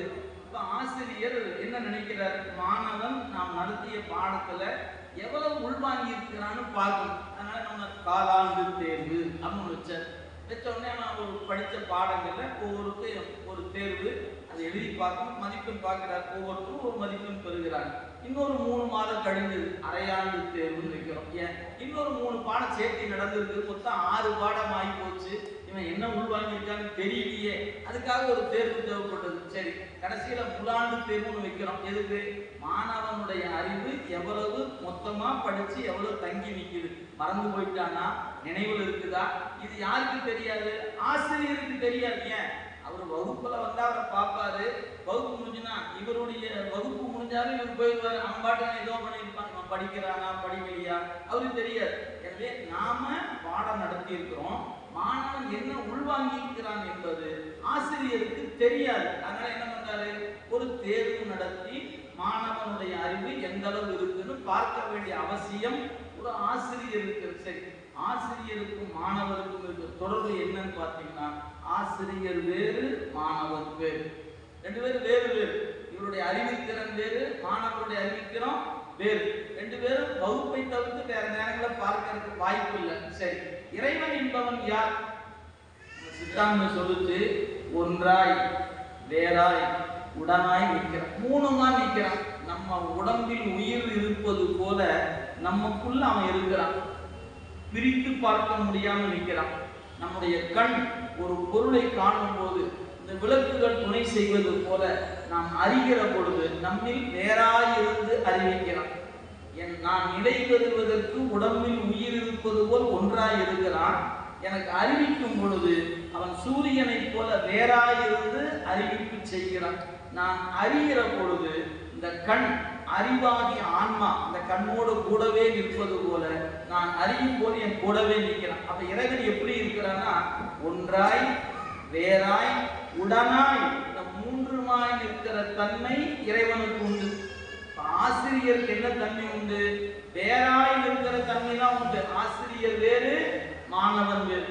இவர் இருப்பிடம் வேறு, மாணவன் இருப்பிடம் வேறு. மாணவன் அறிவு வேறு, இவருடைய அறிவு வேறு. எனவே வேறாய் இருப்பதனால தேர்வு தேவைப்படுகிறது. ஆனா பெருமான் வேறாய் மட்டும் இருப்பதில்லை, ஒன்றாயும் இருக்கிறான், உடனாயும் இருக்கிறான். அப்படிப்பட்டவனுக்கு உங்க அன்பு என்னன்னு தெரியுமா தெரியாதா? எங்கோ இருக்கிற ஆசிரியருக்கு மாணவன் என்ன படிச்சிருக்கான்னு தெரியாது. தேர்வு தேவைப்படுகிறது. என்னுள் இருந்து என்னை இயக்கி கொண்டிருக்கிற இறைவனுக்கு எனக்கு கண்ணுக்கு நான் அறிவு கூட நிற்பது போல என் கூடவே இருந்து உதவுகிறவனுக்கு என்னுடைய அன்பின் தரம் தெரியுமா தெரியாதான்னு கேட்டான். சத்தியமா தெரியும். அவன் எங்கோ இருப்பவன் இல்லையே. இமைப்பொழுதும் என் நெஞ்சில் நீங்காதான் தாழ்வாழ்க. அவன் கண்ணாய் நிற்கிறான். காலத்தியான் அவன் என் கண்ணுளானே என்று நம் பெருமக்கள் கொடுத்திருக்கிறாங்களே. அப்ப நம்முடைய உயிர்ல கூடவே நிற்கிறவனுக்கு நம்ம அன்பின் தரம் தெரியுமா தெரியாதா? நிச்சயமாக தெரியும். அப்புறம் ஏன் வந்து அறிவிக்கிறதுக்கா வந்தாரு, சோதிக்க வந்தாரு, ஏதோ ஒரு பேரை சொல்றீங்களே அப்படின்னு ஒரு ஐயம் எழுமானால் ஒரு சின்ன எடுத்துக்காட்டு சொன்னா புரிஞ்சு கொள்ள முடியும். உதாரணத்துக்காக சொல்றேன். நம்ம வீட்டுல நல்ல ஒரு பையன் 2 பசங்க இருக்கான்னு வச்சுக்கீங்களேன். முதல் மகனுக்கு திருமணம் ஆயிற்று. ஒரு சில ஆண்டுகள் கடந்திருக்கு. அவனுக்கு ஒரு குழந்தை வந்தாச்சு. இப்ப பெற்றோரா இருக்கக்கூடியவர்கள் அவங்க ஏதோ ஒரு திருமண நிகழ்ச்சிக்கு போறாங்க. அவங்களோட உடன் பயின்றவர்கள் எல்லாம் சந்திச்சாங்க. அப்ப அவங்க பேசிக்கொண்டு இருக்கிறாங்க. பையங்களாம் எப்படி இருக்கிறாங்க, எல்லாம் எப்படி இருக்கிறாங்க கேட்ட உடனே அவங்க சொல்லி கொண்டு வந்தாங்க. அப்ப அந்த பெற்றோர் சொல்றாங்க, அதுல அப்பாவோ அம்மாவோ யாரோ ஒருத்தர் நீங்க வச்சுக்கோங்க, என் பையன் இன்னும் என் பேச்சு கேட்கறான். என்னது, கல்யாணம் பண்ணிக்கிட்டு குழந்தை பிறந்த பிறகும் பையன் உன் பேச்ச கேட்கறானா? அடக்கடவுள், அதிசயமா இருக்குது அப்படின்னு அவங்க நம்ப முடியல. நீ சும்மா பொய் சொல்றாரு. நாங்க இல்ல, உண்மையாலுமே என் பேச்ச கேட்கறான் என் பையன். அந்த எப்படி தெரியுது? பாருங்க, கூப்பிடுறேன் பாருங்க. அவன் உடனே வரான். எனக்கு கொஞ்சம் நல்லா வலிக்கிற மாதிரி இருக்கு, ஒரு மாத்திரை வாங்கி வரையாப்பா. நாங்க இதோ வரேன், இருக்கு ஒண்ணா ஒரு மாத்திரையை வாங்கி வந்தான். அப்படி வெறும் மாத்திரை எப்படி சாப்பிட்டு கொஞ்சம் சுடுதண்ணி இருந்தா பரவாயில்ல, இருங்க சுடுதண்ணி எடுத்துருந்தா அப்புறமேல வெறு வயிற்றுல எப்படி சாப்பிடுறது, ஆனா ஒரு பண்ணு வாங்கிட்டு வந்து கொடுத்துருவான். இப்படி ஒன்னொன்னா இங்க சொல்ல சொல்ல அவன் கோவிச்சுக்காம ஓடி ஓடி ஓடி ஓடி ஒன்னொன்னா வாங்கிட்டு வச்சுங்க. பாத்தியா என் பையன் எப்படி மாத்திரையும் கொண்டு தான், தண்ணியும் கொண்டாந்து கொடுத்தான், பண்ணியும் கொண்டாந்து கொடுத்துட்டான், பண்ண சாப்பிடு சுடுதண்ணி மாத்திரை சாப்பிட்டு விட்டான். சாப்பிட்டு முடிச்சிருவாங்க. இந்த பையன் ஏதாவது வேணும், ஒண்ணு வேண்டாப்பா நீ போன்னு சொன்னோடனே இப்ப தோழியை பார்த்து கேட்கறாங்க, யார் அம்மா கேட்கறாங்க, பாத்தியா என் பையன் என் பேச்செல்லாம் கேட்கறான் பாத்தியா அப்படின்னு. அட கடவுளே, நீ என்ன பொண்ணியும் பண்ணியும் பையன் பேச்ச கேட்கறான், என் பையன் என் பேச்ச கேட்கவே மாட்டேங்கிறான் அப்படின்னு அம்மா தோழி இருந்தாங்க, ரொம்ப வருத்தப்படுறாங்க. இப்ப நீங்க சிந்திக்கணும், இந்த அம்மா இந்த பையனை போய் ஒரே தடவையிலேயே கொஞ்சம் சுடுதண்ணி ஒரு மாத்திரை ஒரு பண்ணு வாங்கிட்டு வாப்பான்னா வாங்கிட்டு வந்துட போறான்.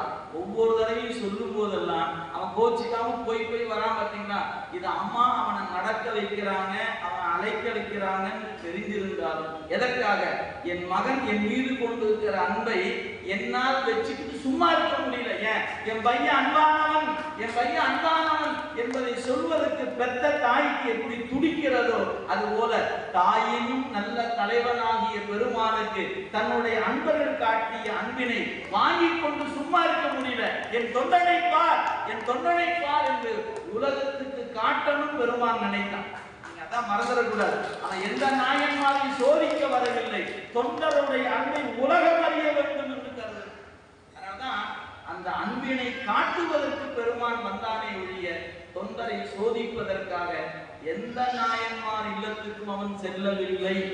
அதனால நமக்கு நன்னெறி இதுவான் என்று ஞானத்தார் உய்யும் ஆச்சாரம், இதுதான் ஞானத்தை பெறுவதற்கு நெறி என்று காட்டுவதற்காகத்தான் பெருமான் அந்த நாயன்மாருடைய இல்லங்கள் தோறும் சென்றான் என்று தெய்வ சேக்கிழார் பெருந்தகை இந்த புராணத்தில் ஆங்காங்கு ஆங்காங்கு வைத்து காட்டியிருக்கிறார். எங்கெல்லாம் பெருமான் வந்தார் என்று நீங்க பார்க்கிறீங்களோ அங்கெல்லாம் குறிக்கப்படுகிற செய்தி என்னவென்றால் இந்த தொண்டருடைய அன்பினை காட்டுவதற்காக, அந்த தொண்டினை உலகத்துக்கு உணர்த்துவதற்காகத்தான் வந்தான். இப்ப நீங்க சிந்திக்கணும், அந்த தாய் போல சிவபெருமான், அந்த அறியாத தோழி போல நாம, இப்ப நமக்கு அறிவிப்பதற்காக நாயன்மார் என்ன பண்றாரு, சாமி அழைக்க வச்சாரு, இங்க போக வச்சாரு, அங்க போக வச்சாரு.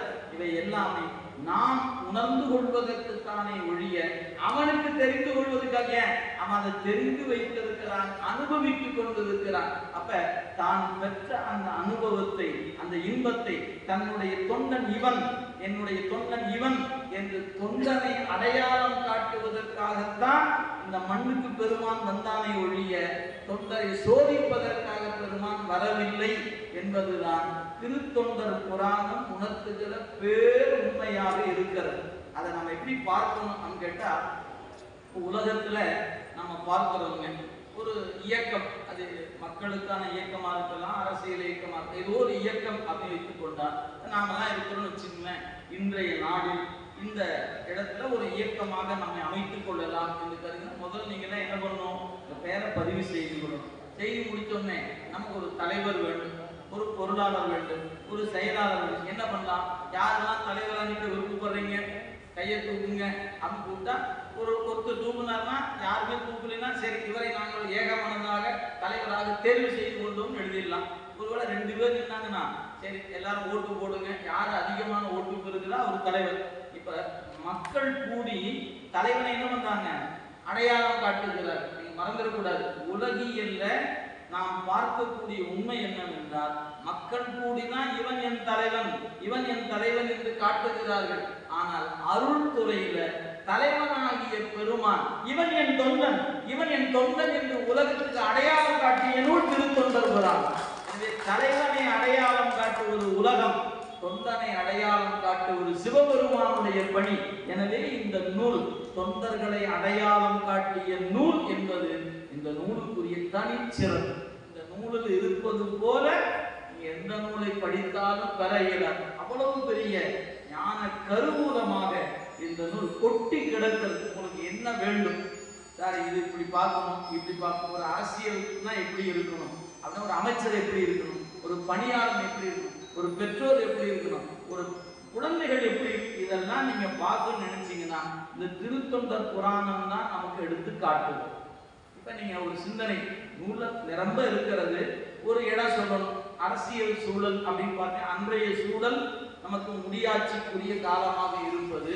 எனவே ஒரு வழக்கு வருமானா அந்த வழக்கை விசாரிப்பது எப்படி விசாரிக்கணும் தடுத்தாட்கொண்ட புராணத்தில் காண்க என்ன நடந்ததுன்னு நீங்க பார்க்கிறோம். அவரு திருமண பந்தல்ல இருக்கிறாரு, பெருமான் வந்தாச்சு, நீ என் அடிமை என்கிறாரு, இவர் மறுத்து நிற்கிறார். எதனால?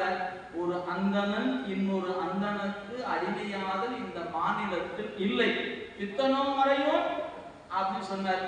அவர் சொன்னாரு, இல்ல இப்ப பாட்டை எழுதி கொடுத்த ஓலை நடத்து இருக்குதுன்னார். உடனே இவர் மறுத்தாரு, இந்த காட்டுனாரு, காட்ட மாட்டானாரு, கீழே இறங்கி வந்தாரு, அவர் ஓடுனாரு, பின்னாடி துரத்துனாரு, ஒரு இடத்துல போய் கையை பிடிச்சிட்டாரு, பறித்து கொண்டார், படித்து பார்க்காமலே கிழித்து போட்டார். இப்ப என்னையா சொல்ற அப்படின்னாரு. அப்பதான் சொன்னாரு, நீங்க எல்லாம் நல்லவங்க நினைச்சு இந்த மன்றத்துக்கு வந்தானே எல்லாம் கம்முனே இருக்கீங்களேன்னு கேட்டார். அவர் கேட்கிற வார்த்தை எப்படிதான், நீங்க மறையவர்களே நீங்கள் இருக்கிற இடத்துல இப்படி நடந்திருக்குது, யாரும் கேள்வி கேட்க மாட்டீங்களான்னு கேட்டார். அங்க இருக்கிற ஒருத்தர் கேட்டாங்க, பெரியவரே நீ எந்த ஊர் அப்படின்னு ஒருத்தர் கேட்டாங்க. அவர் சொன்னாரு, திருவெண்ணைநல்லூர் நிற்கன்னு. வாசகத்தை நீங்க மூலம் படிச்சாதான் இதை அனுபவிக்க முடியும். மூலத்தை படிக்கலைன்னா உங்களுக்கு நாம கேட்கும்போது சொல்றோம் இல்லையா, நம்ம கடிதம் எழுதுவோம், சும்மா புரியிருக்கான்னு நான் சொல்றேன். என்ற ஒரு நண்பர் வந்து ஒரு 4-5 ஆண்டுக்கு முன்னாடி ஒரு தொகை பெற்றிருந்தார். இடையில வட்டி கொடுக்குறேன்னு சொன்னாரு. அப்புறம் கொஞ்ச நாள் கொடுத்துட்டு வந்தாரு. சில ஆண்டுகள் அதையும் கொடுக்கலையும் விட்டுட்டாரு. என்னடா அவர் ஒன்றும் கொடுக்கானமேன்னு என்ன பண்றோம். இப்போ நான் ஒரு கடிதம் எழுதணும்னு நினைக்கிறேன். இன்னைக்குன்னா கடிதம் எழுத மாட்டோம், மெயில் அனுப்புவோம் சரிங்களா. அதில் என்ன பண்ணுவோம், நலம் அறிய அவா நிற்க. ஏன் நான் இப்போ எழுதுறது நலம் விசாரிக்கிறதுக்கெல்லாம் இல்லை. இந்த நிற்க என்பதுக்கு என்ன பொருள் கேட்டீங்கன்னா, நலம் அறிய அவா. இது ஒரு சம்பிரதாயமா முதல்ல எடுத்தோடனே நல்லா இருக்கியா கேட்கணுங்க இருக்க. நலம் அறிய அவா நிற்க. இதுக்கு மேல ஒரு நடத்தை பத்தி எல்லாம் கேட்கல. கொடுத்த பணத்தை என்ன தரப்போற, எப்ப தரப்போற, அது சப்ஜெக்ட் சொல்றோமா இல்லையா. அது மாதிரி சாமி பேசுறாரு பாருங்க. ஊர் எந்த ஊரியான்னு கேட்டாங்க. அவர் சொன்னாரு, வெண்ணெய்நல்லூர் நிற்க. ஏன் அப்படின்னு என்ன பொருள் நீங்க சிந்திச்சுப்பா. இப்ப ஊரை சொன்னா தான் ஞாபகம் சொல்லுவியான்னு. என் கையில் இருக்கிற ஓலைய இவர் பறிச்சு கிழிச்சிட்டாரு, நீங்க எல்லாம் பாக்குறீங்க. இந்த ஒரு பெரியவர்கிட்ட படிச்சு பார்க்காமலே ஒரு ஓலையை கிழிச்சிட்டாரே, கூப்பிட்டு யாராவது கண்டிச்சிங்களா அவரை? ஆர்வலரே நீ செய்வது தவறு, நீ இப்படி பெரியவர்கிட்ட ஓலையை படித்து பார்க்காம விரித்தது குற்றம் அப்படின்னு யாராவது ஒரு ஆள் சொன்னீங்களா? ஒரு ஆளும் சொல்லல. எல்லாரும் என்ன பார்த்து எந்த ஊர்னு கேட்குறீங்க கேட்கிறாரு. வெண்ணெய்நல்லூர் நிற்க அப்படின்னு அதுதான் இப்போ முக்கியமா. இப்ப இந்த உரையாடலுடைய நோக்கத்தை பார்த்தீங்கன்னா அதுதான் முக்கியம். இப்ப ஊரை சொன்னதான் நியாயம் சொல்லுவீங்களா என்ன? அதுதான் இல்ல பெரியவரே அப்படி இப்படி நான். அப்பதான் சொன்னாரு, இந்த வழக்கு வந்து வெண்ணெய் கொடுக்க சொன்னார். யாரு? மணமகன் போடத்துக்கு சொன்னாரு. வெண்ணெய்நல்லூரா?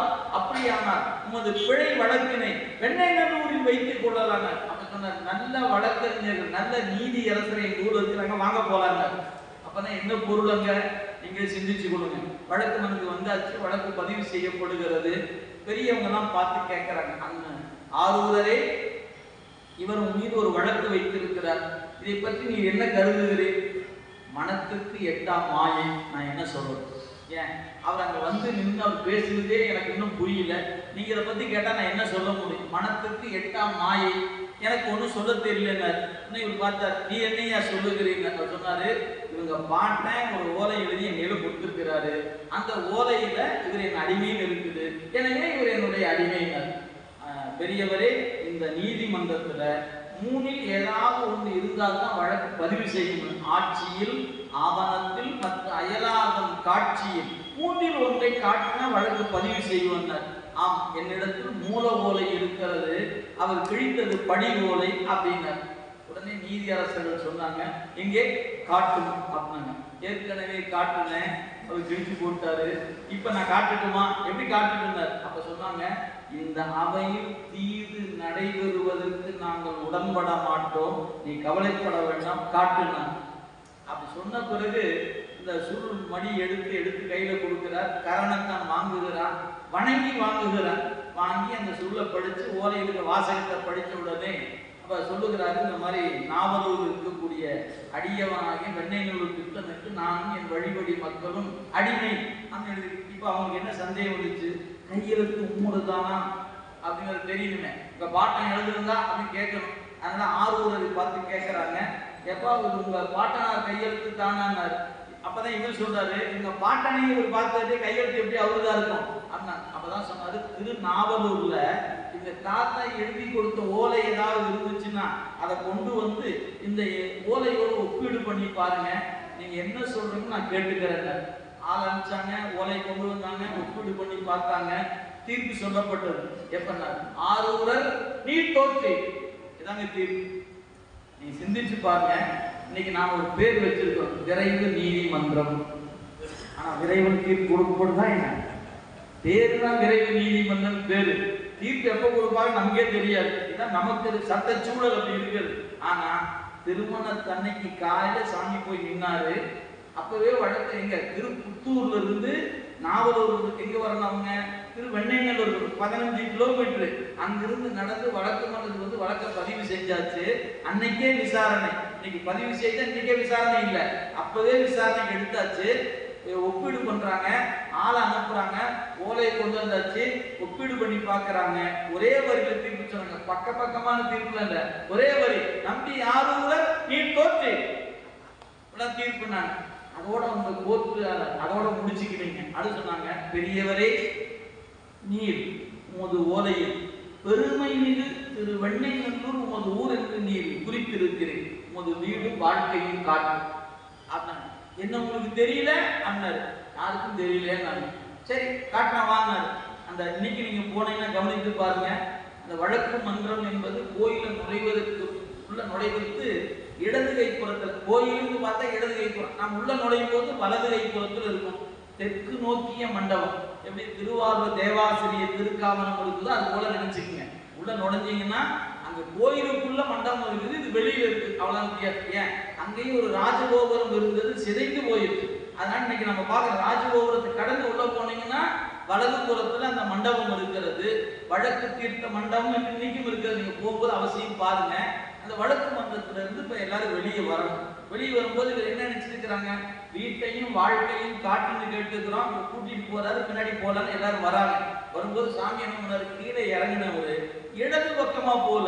ஏன் இடதுக்கு போனா வெண்ணைநல்லூர் ஊருக்குள்ள போகணும். இவர் வலது பக்கம் போனார், எங்க கோயிலுக்குள்ள போறாரு. என்னையா அது, இந்த பெரியவருக்கு வீட்டை காட்ட சொன்னா கோயிலுக்குள்ள போறாரு அப்படின்னு சில பேர் திகைத்தாங்க, சில பேர் நின்றுக்கிட்டாங்க, சில பேர் தொடர்ந்தாங்க. இவரு வேற வழியே இல்லையே. இவர் பின்னாடி போக வேண்டிய கடப்பாடு, வழக்கை தோற்றுட்டாரு, இவர் சொல்வதெல்லாம் கேட்க வேண்டிய கடப்பாடு இருக்கிறது. இவர் பின்னாடி போறாரு. எப்படி போறாரா, இருந்தை காந்தம் ஈர்த்து கொண்டது போலங்க சொல்ல சேக்கிழார் பயன்படுத்தி, இருந்தை காந்தம் ஈர்த்து கொண்டது போல். அதே திருவாசகத்துக்கு போனீங்கன்னா, இரும்புதரு மனத்தேனை ஈர்த்து ஈர்த்து என் என்பு உருக்கி கரும்புதரு சுவை எனக்கு காட்டினை. அவர் கரும்பு சுவையை காட்டுவதற்கு இரும்பு போல அவர் எடுத்துட்டு போறாரு. உள்ளுக்குள்ள கோயிலுக்குள்ள கூட்டிட்டு போறாரு. சும்மா நீங்க உதாரணம் சிந்திச்சு பாருங்க. வழக்கு மன்றத்துக்கு வெளியே வந்தவர் ரைட் போனா கோயில், லெப்ட் போனா ஊருக்குள்ள போலாம். அவர் என்ன பண்ண, லெப்ட் போல ரைட்டா போயிட்டார். சும்மா ஆங்கில வார்த்தையை பயன்படுத்துவதில்லை.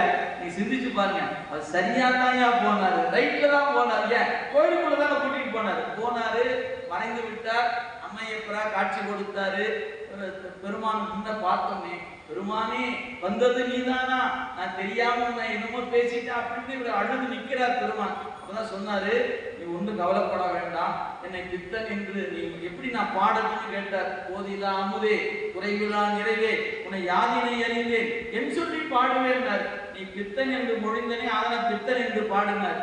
பாடச் சொன்ன பொழுது அவர் முதல் பதிகம் பாடத் தொடங்கும் போதே இந்தளம் என்கிற பண்ணிலேயே தொடங்கினார். கொத்தார் மலர் குழலால் ஒரு கூறாய் அடியவர் பார். நீங்க பித்தாகிரேசுடைய என்ன பண்ணோம் அப்படியே அந்த பண்ணுல அப்படியே அந்த யாப்ப வைக்கிறார். என்று பெருமானை பாடும் பொழுது பித்தாகிரேசுடி என பெரிதாம் திருப்பதிகம் இத்தாரணி முதலாம் உலகெல்லாம் உய்ய எடுத்தார் என்று சேக்கிழார் பெருந்தகை அந்த வரலாற்று செய்தியை நமக்கு பதிவு செய்து தருகிறார். இப்ப பாத்தீங்கன்னா இறைவன் வழிய வந்து அவரை ஆண்டு கொண்டிருக்கிறார். இது சாதாரண செயல் அல்ல.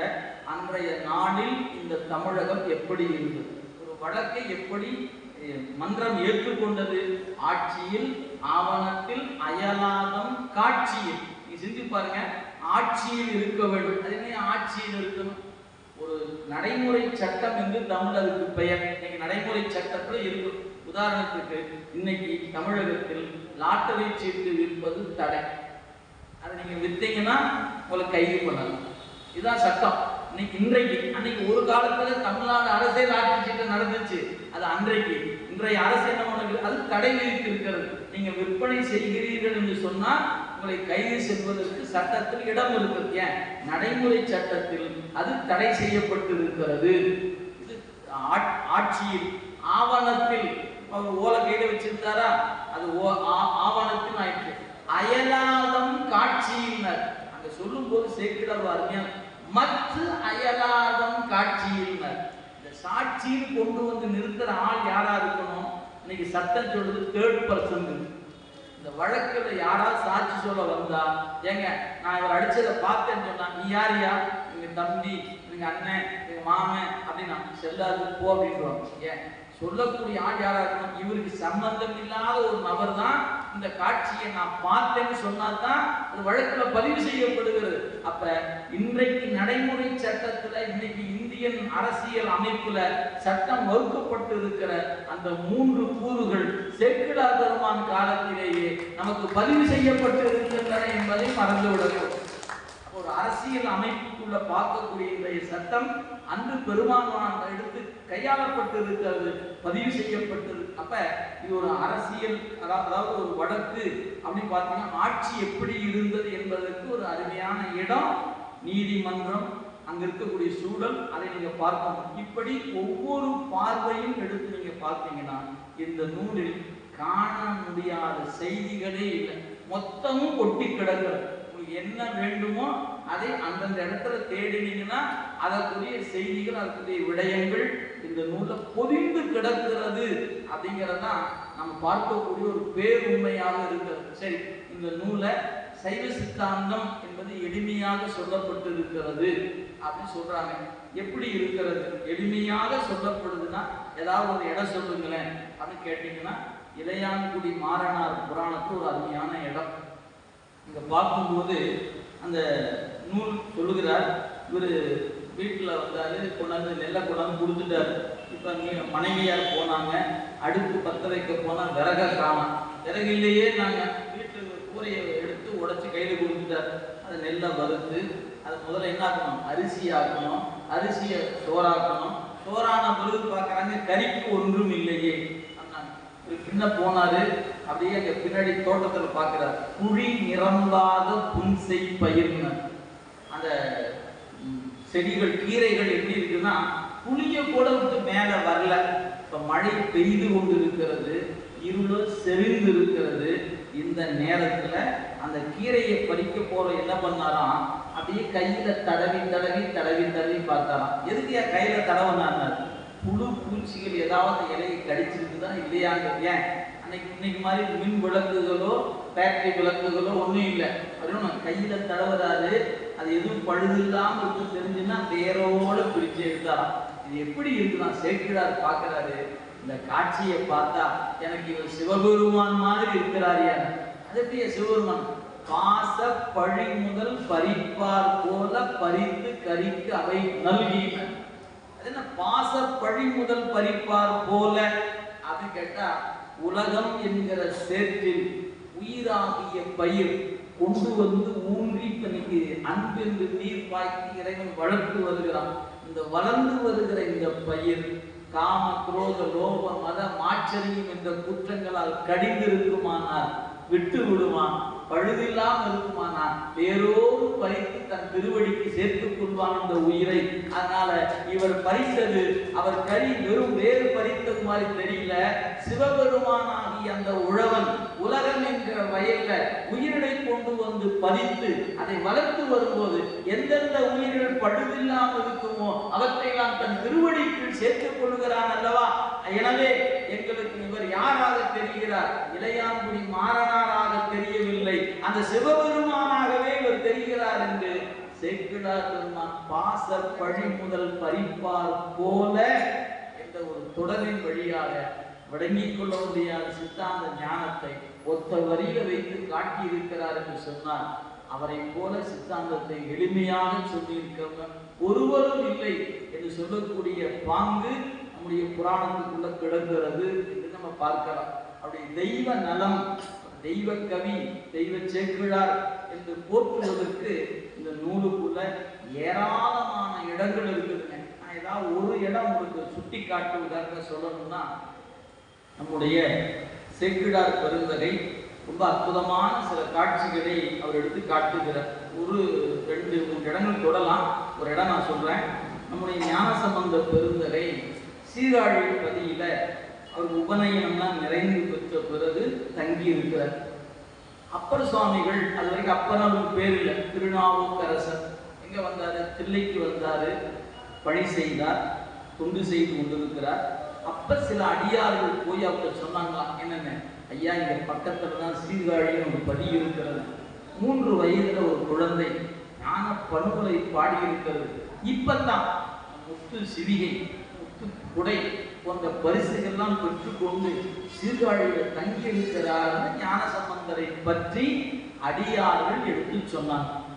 அதை கேட்ட உடனே திருநாவுக்கரசருக்கு என்ன தோன்றியதான், அவருடைய திருவடி தாமரைகளை வணங்க வேண்டும் என்ற ஒரு காதல் ஏற்படும். நீங்க சிந்திக்கணும். இப்ப அவருக்கு 7 வயது. யாருக்கு? திருஞான சம்பந்த பெருமான் இப்பதான் உபநயனம் நிறைவு பெற்று சீர்காழி பதில் தங்கி இருக்கிறார். இப்பதான் தங்கி இருக்கிற காலம் 7 வயது.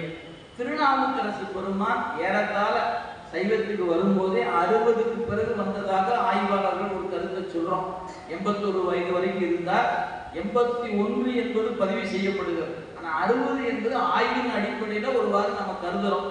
சரி, 60 வயதுக்கு மேல ஆயிடுச்சு. அவர் முதல் பதிகம் பாடும் போதே அவருக்கு 60க்கு மேலதான் இருக்கணும். நீங்க 60 அல்லது 60 70க்குள் அவருடைய வயது வைத்துக் கொண்டார். சும்மா நான் உதாரணத்துக்கு சொல்றேன். ஒரு 70 வயதுடைய பெரியவர் 7 வயது உடைய ஒரு ஞான குழந்தையா இருக்கிற சிறியவரை பார்த்து ஆசீர்வாதம் செய்ய போறேன்னு புறப்படல. அவர் என்ன நினைக்கிறாரா, 7 வயதுல ஞானம் பெற்று தோளுடைய செவியன் என்று பதிகம் பாடியிருக்கிறார், பாலை நிலத்தை நெய்த நிலமாக மாற்றி இருக்கிறார், பொற்றாலம் பெற்றிருக்கிறார், இப்பதான் நெல்வாயில் அறத்துறையில் முத்து சிவிகை பெற்றிருக்கிறார், முத்து குடை பெற்றிருக்கிறார்னு தொண்டர்கள் சொல்ல சொல்ல சொல்ல சொல்ல என்ன தோணுச்சா, அவரை வணங்க வேண்டும் என்ற உணர்வு தோன்றியது. திருநாவுக்கரசருக்கு 70 வயது உடையவர். நாமளாம் என்ன பண்ணுவோம், சின்ன பையன், அவங்களுக்கு ஆசீர்வாதம் பண்ணணும் அப்படின்னு நம்ம அறிவுக்கு தோணும். திருநாவுக்கரசருக்கு அப்படி தோணல. அவர் திருவடியை வணங்கணும்னு தோணுச்சான். அங்கிருந்து புறப்பட்டாருங்க. அங்கிருந்து வராது. அன்னைக்கு பாதை எப்படி இருந்ததுன்னா, திருநாரையூர் போய் தான் சீர்காழிக்கு போக ஒரு பாதை. திருநாரையூர் வந்தாரு, இறைவனை பதியும் பாடிட்டாரு. சீர்காழியில் நெருங்குற நேரம் திருநாவுக்கரசருடைய வருகையை திருஞான சம்பந்த பெருமான் போய் தொண்டர்கள் சொன்னாங்க. அவரு 7 வயது உடையவர் அல்லவா, என்னது ஒரு பெரியவர் நம்மை காண வருகிறார். ஆம். அடியனை காண வராரா? ஆம், வரட்டும். நாமளாங்க நம்ம இடத்துக்கு தானே வராது, என்ன பாடுதானே வராது, வரட்டும், இங்க வரட்டும். அப்படி நாமளாங்க இங்கே உட்கார்ந்துருவோம். அவர்கிட்ட உட்காரல, அடியாருக்கணும் கூப்பிட்டாரு, வாங்க நாம் திருநாவுக்கரசர் எதிர்கொண்டு அழைக்க வேண்டும் அப்படின்னு பெரிய கூட்டத்தை கூட்டிட்டு சீர்காழி எல்லையில போய் நிற்கிறார். காத்து நிற்கிறாருங்க. திருநாவுக்கரசர் எப்படி வரார் அப்படின்னு சேக்கிழார் பதிவு செய்கிறார். தொழுத கையினராய். அவசியம் இந்த குறிப்பை நீங்க பெரிய புராணத்துல பாருங்க. சிதம்பரத்துக்கும் இன்னைக்கு சீர்காழிக்கும் 20 கிலோமீட்டர் தொலைவு நேர் பாதையில வந்தார். அவர் நாரையூர் போய் வந்திருக்கிறார், கூடுதலான தொலைவு இருக்கும். சரி, நல்லா நினைவு வைத்துக் கொள்ளுங்க. ஞான சம்பந்தரை போய் பார்த்த பிறகு வணங்கணும். இப்படிதானே நம்ம கோயிலுக்கு போறோம்னு சொல்லிட்டு அங்க எப்படிங்க போகணும், நீங்க நல்லா சிந்தனை பண்ணி பாருங்க. நேரம் வீட்டுக்கு புறப்பட்டாச்சு, கோயிலுக்கு வந்தாச்சு, ஒரு தேங்காய் மரம் தட்டாச்சு, கையில வாங்கிட்டேன்னு கையை வீசிக்கிட்டு சாமியை பார்க்க போறோம். சாமி இன்னைக்கு கோலம் வேற, எப்பவுமே இது பிரிக்க முடியாம எவ்வளவு சரி சாமி கும்பிட்டுருக்கிறேன் இரு, சாமி கும்பிட்டுருக்கிறேன் இரு அப்படின்னு போன காலத்துல சாமி கும்பிட்ற காலம் இன்னைக்கு கொஞ்சம் முன்னாடி எடுத்து என்ன பண்ணுவோம், அபிஷேக அர்ச்சனை குறி தட்டெல்லாம் வாங்கிட்டோம்னா ஒரு கையில வச்சுட்டு கையை வீசிட்டு சாமி போறோம் நினைப்பே இல்லாம போவோம். ஒன்றையும் கொடுத்துட்டு சாமியை பார்த்தா தான் கையெழுத்து கும்பிடுவோம். சாமி கும்பிட தானே போறோம். நீங்க வீட்டுல இருந்து வரும்போது கும்பிட்டு வர வேண்டாம். கோபுரத்தை பார்த்துங்க, கும்பிட்டு உள்ள நுழையுமா? இல்ல. உள்ள போகும்போது நினைப்புல போறோமா? இல்ல. அந்த சன்னதியில போய் தீபாராதனை காட்டுற வரைக்கும் இந்த கை இப்படி வர்றது படாத பாடு. சாமியை பார்க்கறதுக்கு முன்னையே அது வேற மாதிரி தான் நின்று கொண்டு இருக்கும். ஆனா குறைந்தபட்சம் 20 கிலோமீட்டர் தொலைவு நடந்து வருகிற திருநாவுக்கரசர் ஞானசம்பந்தரை வணங்க வருகிறோம், ஞானசம்பந்தரை வணங்க வருகிறோம் என்ற நினைப்பு என்ன பண்ணிச்சா, அவர் கையை கீழேயே இறக்க தொழுத கையினராய் 20 கிலோமீட்டர் தொலைவுக்கு வணங்கி கொண்டே வந்தவர் திருநாவுக்கரசு பெருமான். 1 கிலோமீட்டர்ல வணங்கிட்டே வரார், தொழுத கையினராக வரார். சீர்காழிப்பதி நெருங்கி வந்தாச்சு. இப்ப ஞானசம்பந்த பெருமான் நினைத்து பார்க்கிறார், வருகிற திருநாவுக்கரசு பெருமான் எப்படி இருப்பார் அப்படின்னு கருதினாராம். அவருடைய கண்ணுக்குள்ள, அதாவது ஞானத்தினுடைய திரள் காட்சியாக அவர் அறிவுக்குள்ள அவருடைய வடிவம் அப்படியே புலப்பட்டுதான். அதை அப்படியே பார்க்கிறாங்க. சேக்கிழார் பெருமான் அந்த 4 வரியை பதிவு செய்கிறார். சிந்தை இடையரா அன்பும் திருமேனி தன்னின் அசைவும் கந்தை மிகையாம் கருத்தும் கை உழவார படையும் வந்திடி கண்ணீர் மழையும் வடிகொடி திருநீரும் அந்தமிலா திருவேடத்து அரசு எதிர் வந்து அணை. இந்த காட்சியை 4 வரி திருநாவுக்கரசரை ஒரு ஓவியமாக அப்படியே கண்முன்னு அவர் காட்சியில புலப்படுறேன். அதனால அது ஞானசம்பந்தம் பெறும். அவர் காட்சி என்னது, திருநாவுக்கரசர் எப்படி இருக்கிறான்னு போது நான் அந்த பாட்டு கூட செய்திக்கெல்லாம் போகல, பாட்டை மட்டும் தான் சொல்லியிருக்கிறேன். செய்தி ரொம்ப ஆழமான செய்தி. அந்த வடிவம் அப்ப வந்து நிற்கிதுங்க. இப்ப எதிர வந்துட்டார். இத அவருடைய புராணத்துல எப்படிமா சொன்னாருங்க, யாரு ஞானசம்பந்தர் புராணத்துல சொல்லும் போது கருத்தில் பரவும் வடிவம் நேரே தோன்றியது. இவர் எதை கருத்துல பார்த்தாரோ அந்த வடிவம் எதுல நிக்குது அப்படின்னு பார்த்தோன்னே இவர் அவரை வணங்க போறாரா. இவர் அதாவது ஞானசம்பந்த பெருந்தகை நாவுக்கரசரை வணங்கலான்னு போறதுக்குள்ள அவர் இவர் கீழே வந்து காலை பிடிச்சிக்கிட்டார். காலை பிடிச்சிட்டு மட்டும் இல்ல, இவர் பார்க்கிறாரு, தன்னுடைய 2 கையால் அவர் தூக்கி எடுத்து நிறுத்தி அப்படியே கட்டி பிடிக்கிறாங்க. அவன் அந்த இடத்துல சேக்கிழார் பதிவு செய்கிறார், இந்த எழுதறிய மலர் கையால் எடுத்துனர். ஞானசம்பந்தர் தன் கையால தூக்கி அவர் எடுத்து நிறுத்துறார். எழுதறிய மலர் கையால் எடுத்து அந்த விழுந்தவரை கையை பிடிச்சு தூக்கி நிறுத்தினாரு. அது மட்டும் இல்ல, அப்பரே அப்பதான் கூப்பிடுறாரு. அப்படி கூப்பிட்ட உடனே அவர் என்ன சொல்றாரு, மகனே அப்படி சொல்லி இருக்கணும், சொல்லல அப்படியே அப்படின்னா. ஏன் அது பொருத்தமாவே இல்லையே. நான் உங்களை பார்த்து அண்ணே அப்படின்னா நீங்க என்ன சொல்லுவீங்க, தம்பி அப்படின்னு சொல்லுவீங்க. நான் மாமா அப்படின்னா என்ன மாப்பிள்ள.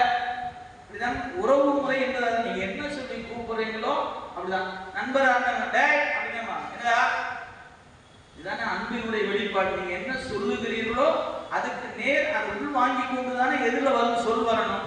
இப்ப அவர் கேட்கிறார், அப்பரே அப்படி சொன்னா மகனே அப்படி சொல்லி இருக்கணும், சொல்லவே இல்லைங்க.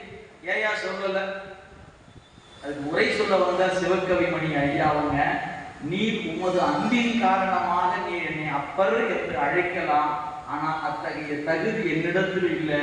நான் எப்போதும் உமக்கு அடியவன் வணங்கினார். இந்த இடத்துல ஏன் எழுதறிய மலர் கையால் எடுத்துன்னு சொன்னாரு? சேக்கிழார் சொன்ன அந்த வரிக்கு உரை சொல்லாருங்க. எம்மை இது செய்த பிரான் இவன் என்று சுட்டி காட்டிய கையல்லவா அந்த கை.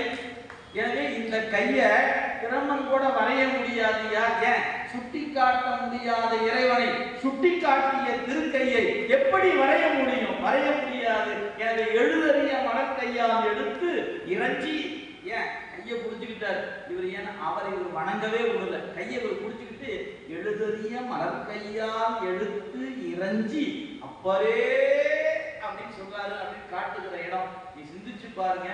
வருகின்ற திருநாவுக்கரசர் இப்படித்தான் அவருடைய தோற்றம் என்பதை காண்பதற்கு முன் அவருடைய ஞான கண்ணில் இறைவன் புலப்படுத்தினான் என்ற ஒரு செய்தி. அது ஒரு இடம் பார்க்கிறோம். சரி, மங்கையர்க்கரசியாரை காண போறதுக்கு முன்னாடி மதுரைக்குள்ள நுழைஞ்சாச்சு. அவர் கேட்கிறார், ஆலவாய் எங்கன்னு கேட்டவுடனே இதோ இதுதான் ஆலவாய் என்று மந்திரியார் சொல்லுகிறார். சொன்ன மாத்திரத்தில் திருப்பதிகம் பாட ஆரம்பிச்சிட்டார். அந்த பதிகத்துல மங்கையர்க்கரசியாரையும் குலச்சிறையாரையும் போற்றுகிறார். போற்றுகின்றவர் ஒரு பாட்டு, 7வது பாட்டு வரும்போது சொல்றாரு, மங்கையர்க்கரசர் எப்படி இருப்பாங்க தெரியுமா? அவங்க தன் மார்பில் முத்து மாலை அணிந்திருப்பாங்க. அது மட்டுமல்ல, திருநீற்றை சந்தன குழம்புல அப்படியே கலந்து தன் மார்பில் பூசி இந்த சைவத்தை பாதுகாக்கின்ற தாய் என்கிற செய்தியை அவரை பார்ப்பதற்கு முன்ன பதிவு செய்தார். மங்கையர்க்கரசியாரை பார்த்தவர் இந்த செய்தி அவர் பாடல. மங்கையர்க்கரசியாரை இன்னும் பார்க்கவே இல்லை. ஆனால் அவர் எப்படி இருப்பார் என்று சொல்லுகிற பொழுது திருமகளை விட மேலாக இருப்பார்கள் என்று சொல்லி போற்றுகிற நம்முடைய ஞானசம்பந்தர் பெருந்தகை அவங்க முத்து மாலை அணிந்திருக்கிறார்கள். யார் கண்ணினும் படாமல் சந்தன குழம்பில் திருநீற்றை பூசி சைவனையை பாதுகாக்கின்ற அந்த அன்னை வழிபாடு செய்கிற ஆலவா இதுவே என்று போற்றுகிறார் என்று சொன்னார். ஞானசம்பந்தருடைய ஞானத்தை என்னவென்று சொல்வது? இதெல்லாம் அவர் ஞான கண்ணில் நிகழ்ந்தது. ஞான கண்ணில் நிகழ்ந்தது சேக்கிழாருக்கு எப்படியா தெரிந்தது? இது எப்படி சொல்ல முடிஞ்சது? எல்லையில இங்க நின்னாங்க, அவர் விழுந்தாரு, ஒரு கையை பிடிச்சுக்கிட்டாரு, அது எழுதறிய மலக்கை எப்படி சொன்னார் அப்படின்னு கேட்டீங்கன்னா, முன்ன சொன்னது போல அவற்றை எல்லாம் சிவபெருமான் வீடியோவாக பதிவு செய்திருந்தார். சேக்கிழார் பெருமான் மொத்தத்தையும் வரலாற்றை எடுத்து காட்டினார். எனவே குன்றை பதிவார் சேக்கிழார் பெருமான் நடராச பெருமானுடைய அருள் காரணமாக அந்த வரலாறு அவருக்கு முழுமையாக அவருடைய ஞான கண்ணுக்கு, யார் சேக்கிழார் பெருமானுடைய ஞான கண்ணுக்கு நாம புரிய மாதிரி சொன்னோம். ஒரு 70 mm தெரியல அப்படியே முழுசா போட்டு காட்டிட்டாரு, காட்சியை பார்த்து பார்த்து எழுதிட்டாரு என்று சொல்லலாமே ஒழிய அவர் சொந்த அறிவில் எழுதியதாக சிந்திப்பதற்கு வழியில இருவருள் உணர்த்தியது அவன் உலகலாம் என்று அறிவுறுத்தியதனால் கொடுத்த பாடல். ஒவ்வொரு இடங்களும் இது ஞானத்தின் இடத்தை சுட்டி காட்டுகிற செய்திகள் இந்த நூலில் ஏராளமாக கொட்டி கிடக்குது என்பதை சொல்லி இந்த குடந்தை மாநகரில் சந்தித்து இந்த செய்தியை சிந்திப்பதற்கு வாய்ப்பு கொடுத்த தெய்வ சேக்கிழார் மன்றத்தை சார்ந்த பெருமக்களுக்கும் இருந்து கேட்டுக்கொண்டிருக்கிற உங்கள் அனைவருக்கும் என்னுடைய நன்றி கலந்த வணக்கத்தை காலம் கருதி இந்த அளவில் உரையை நிறைவு செய்து அடியனுடைய உரையை நிறைவு செய்கிறேன்.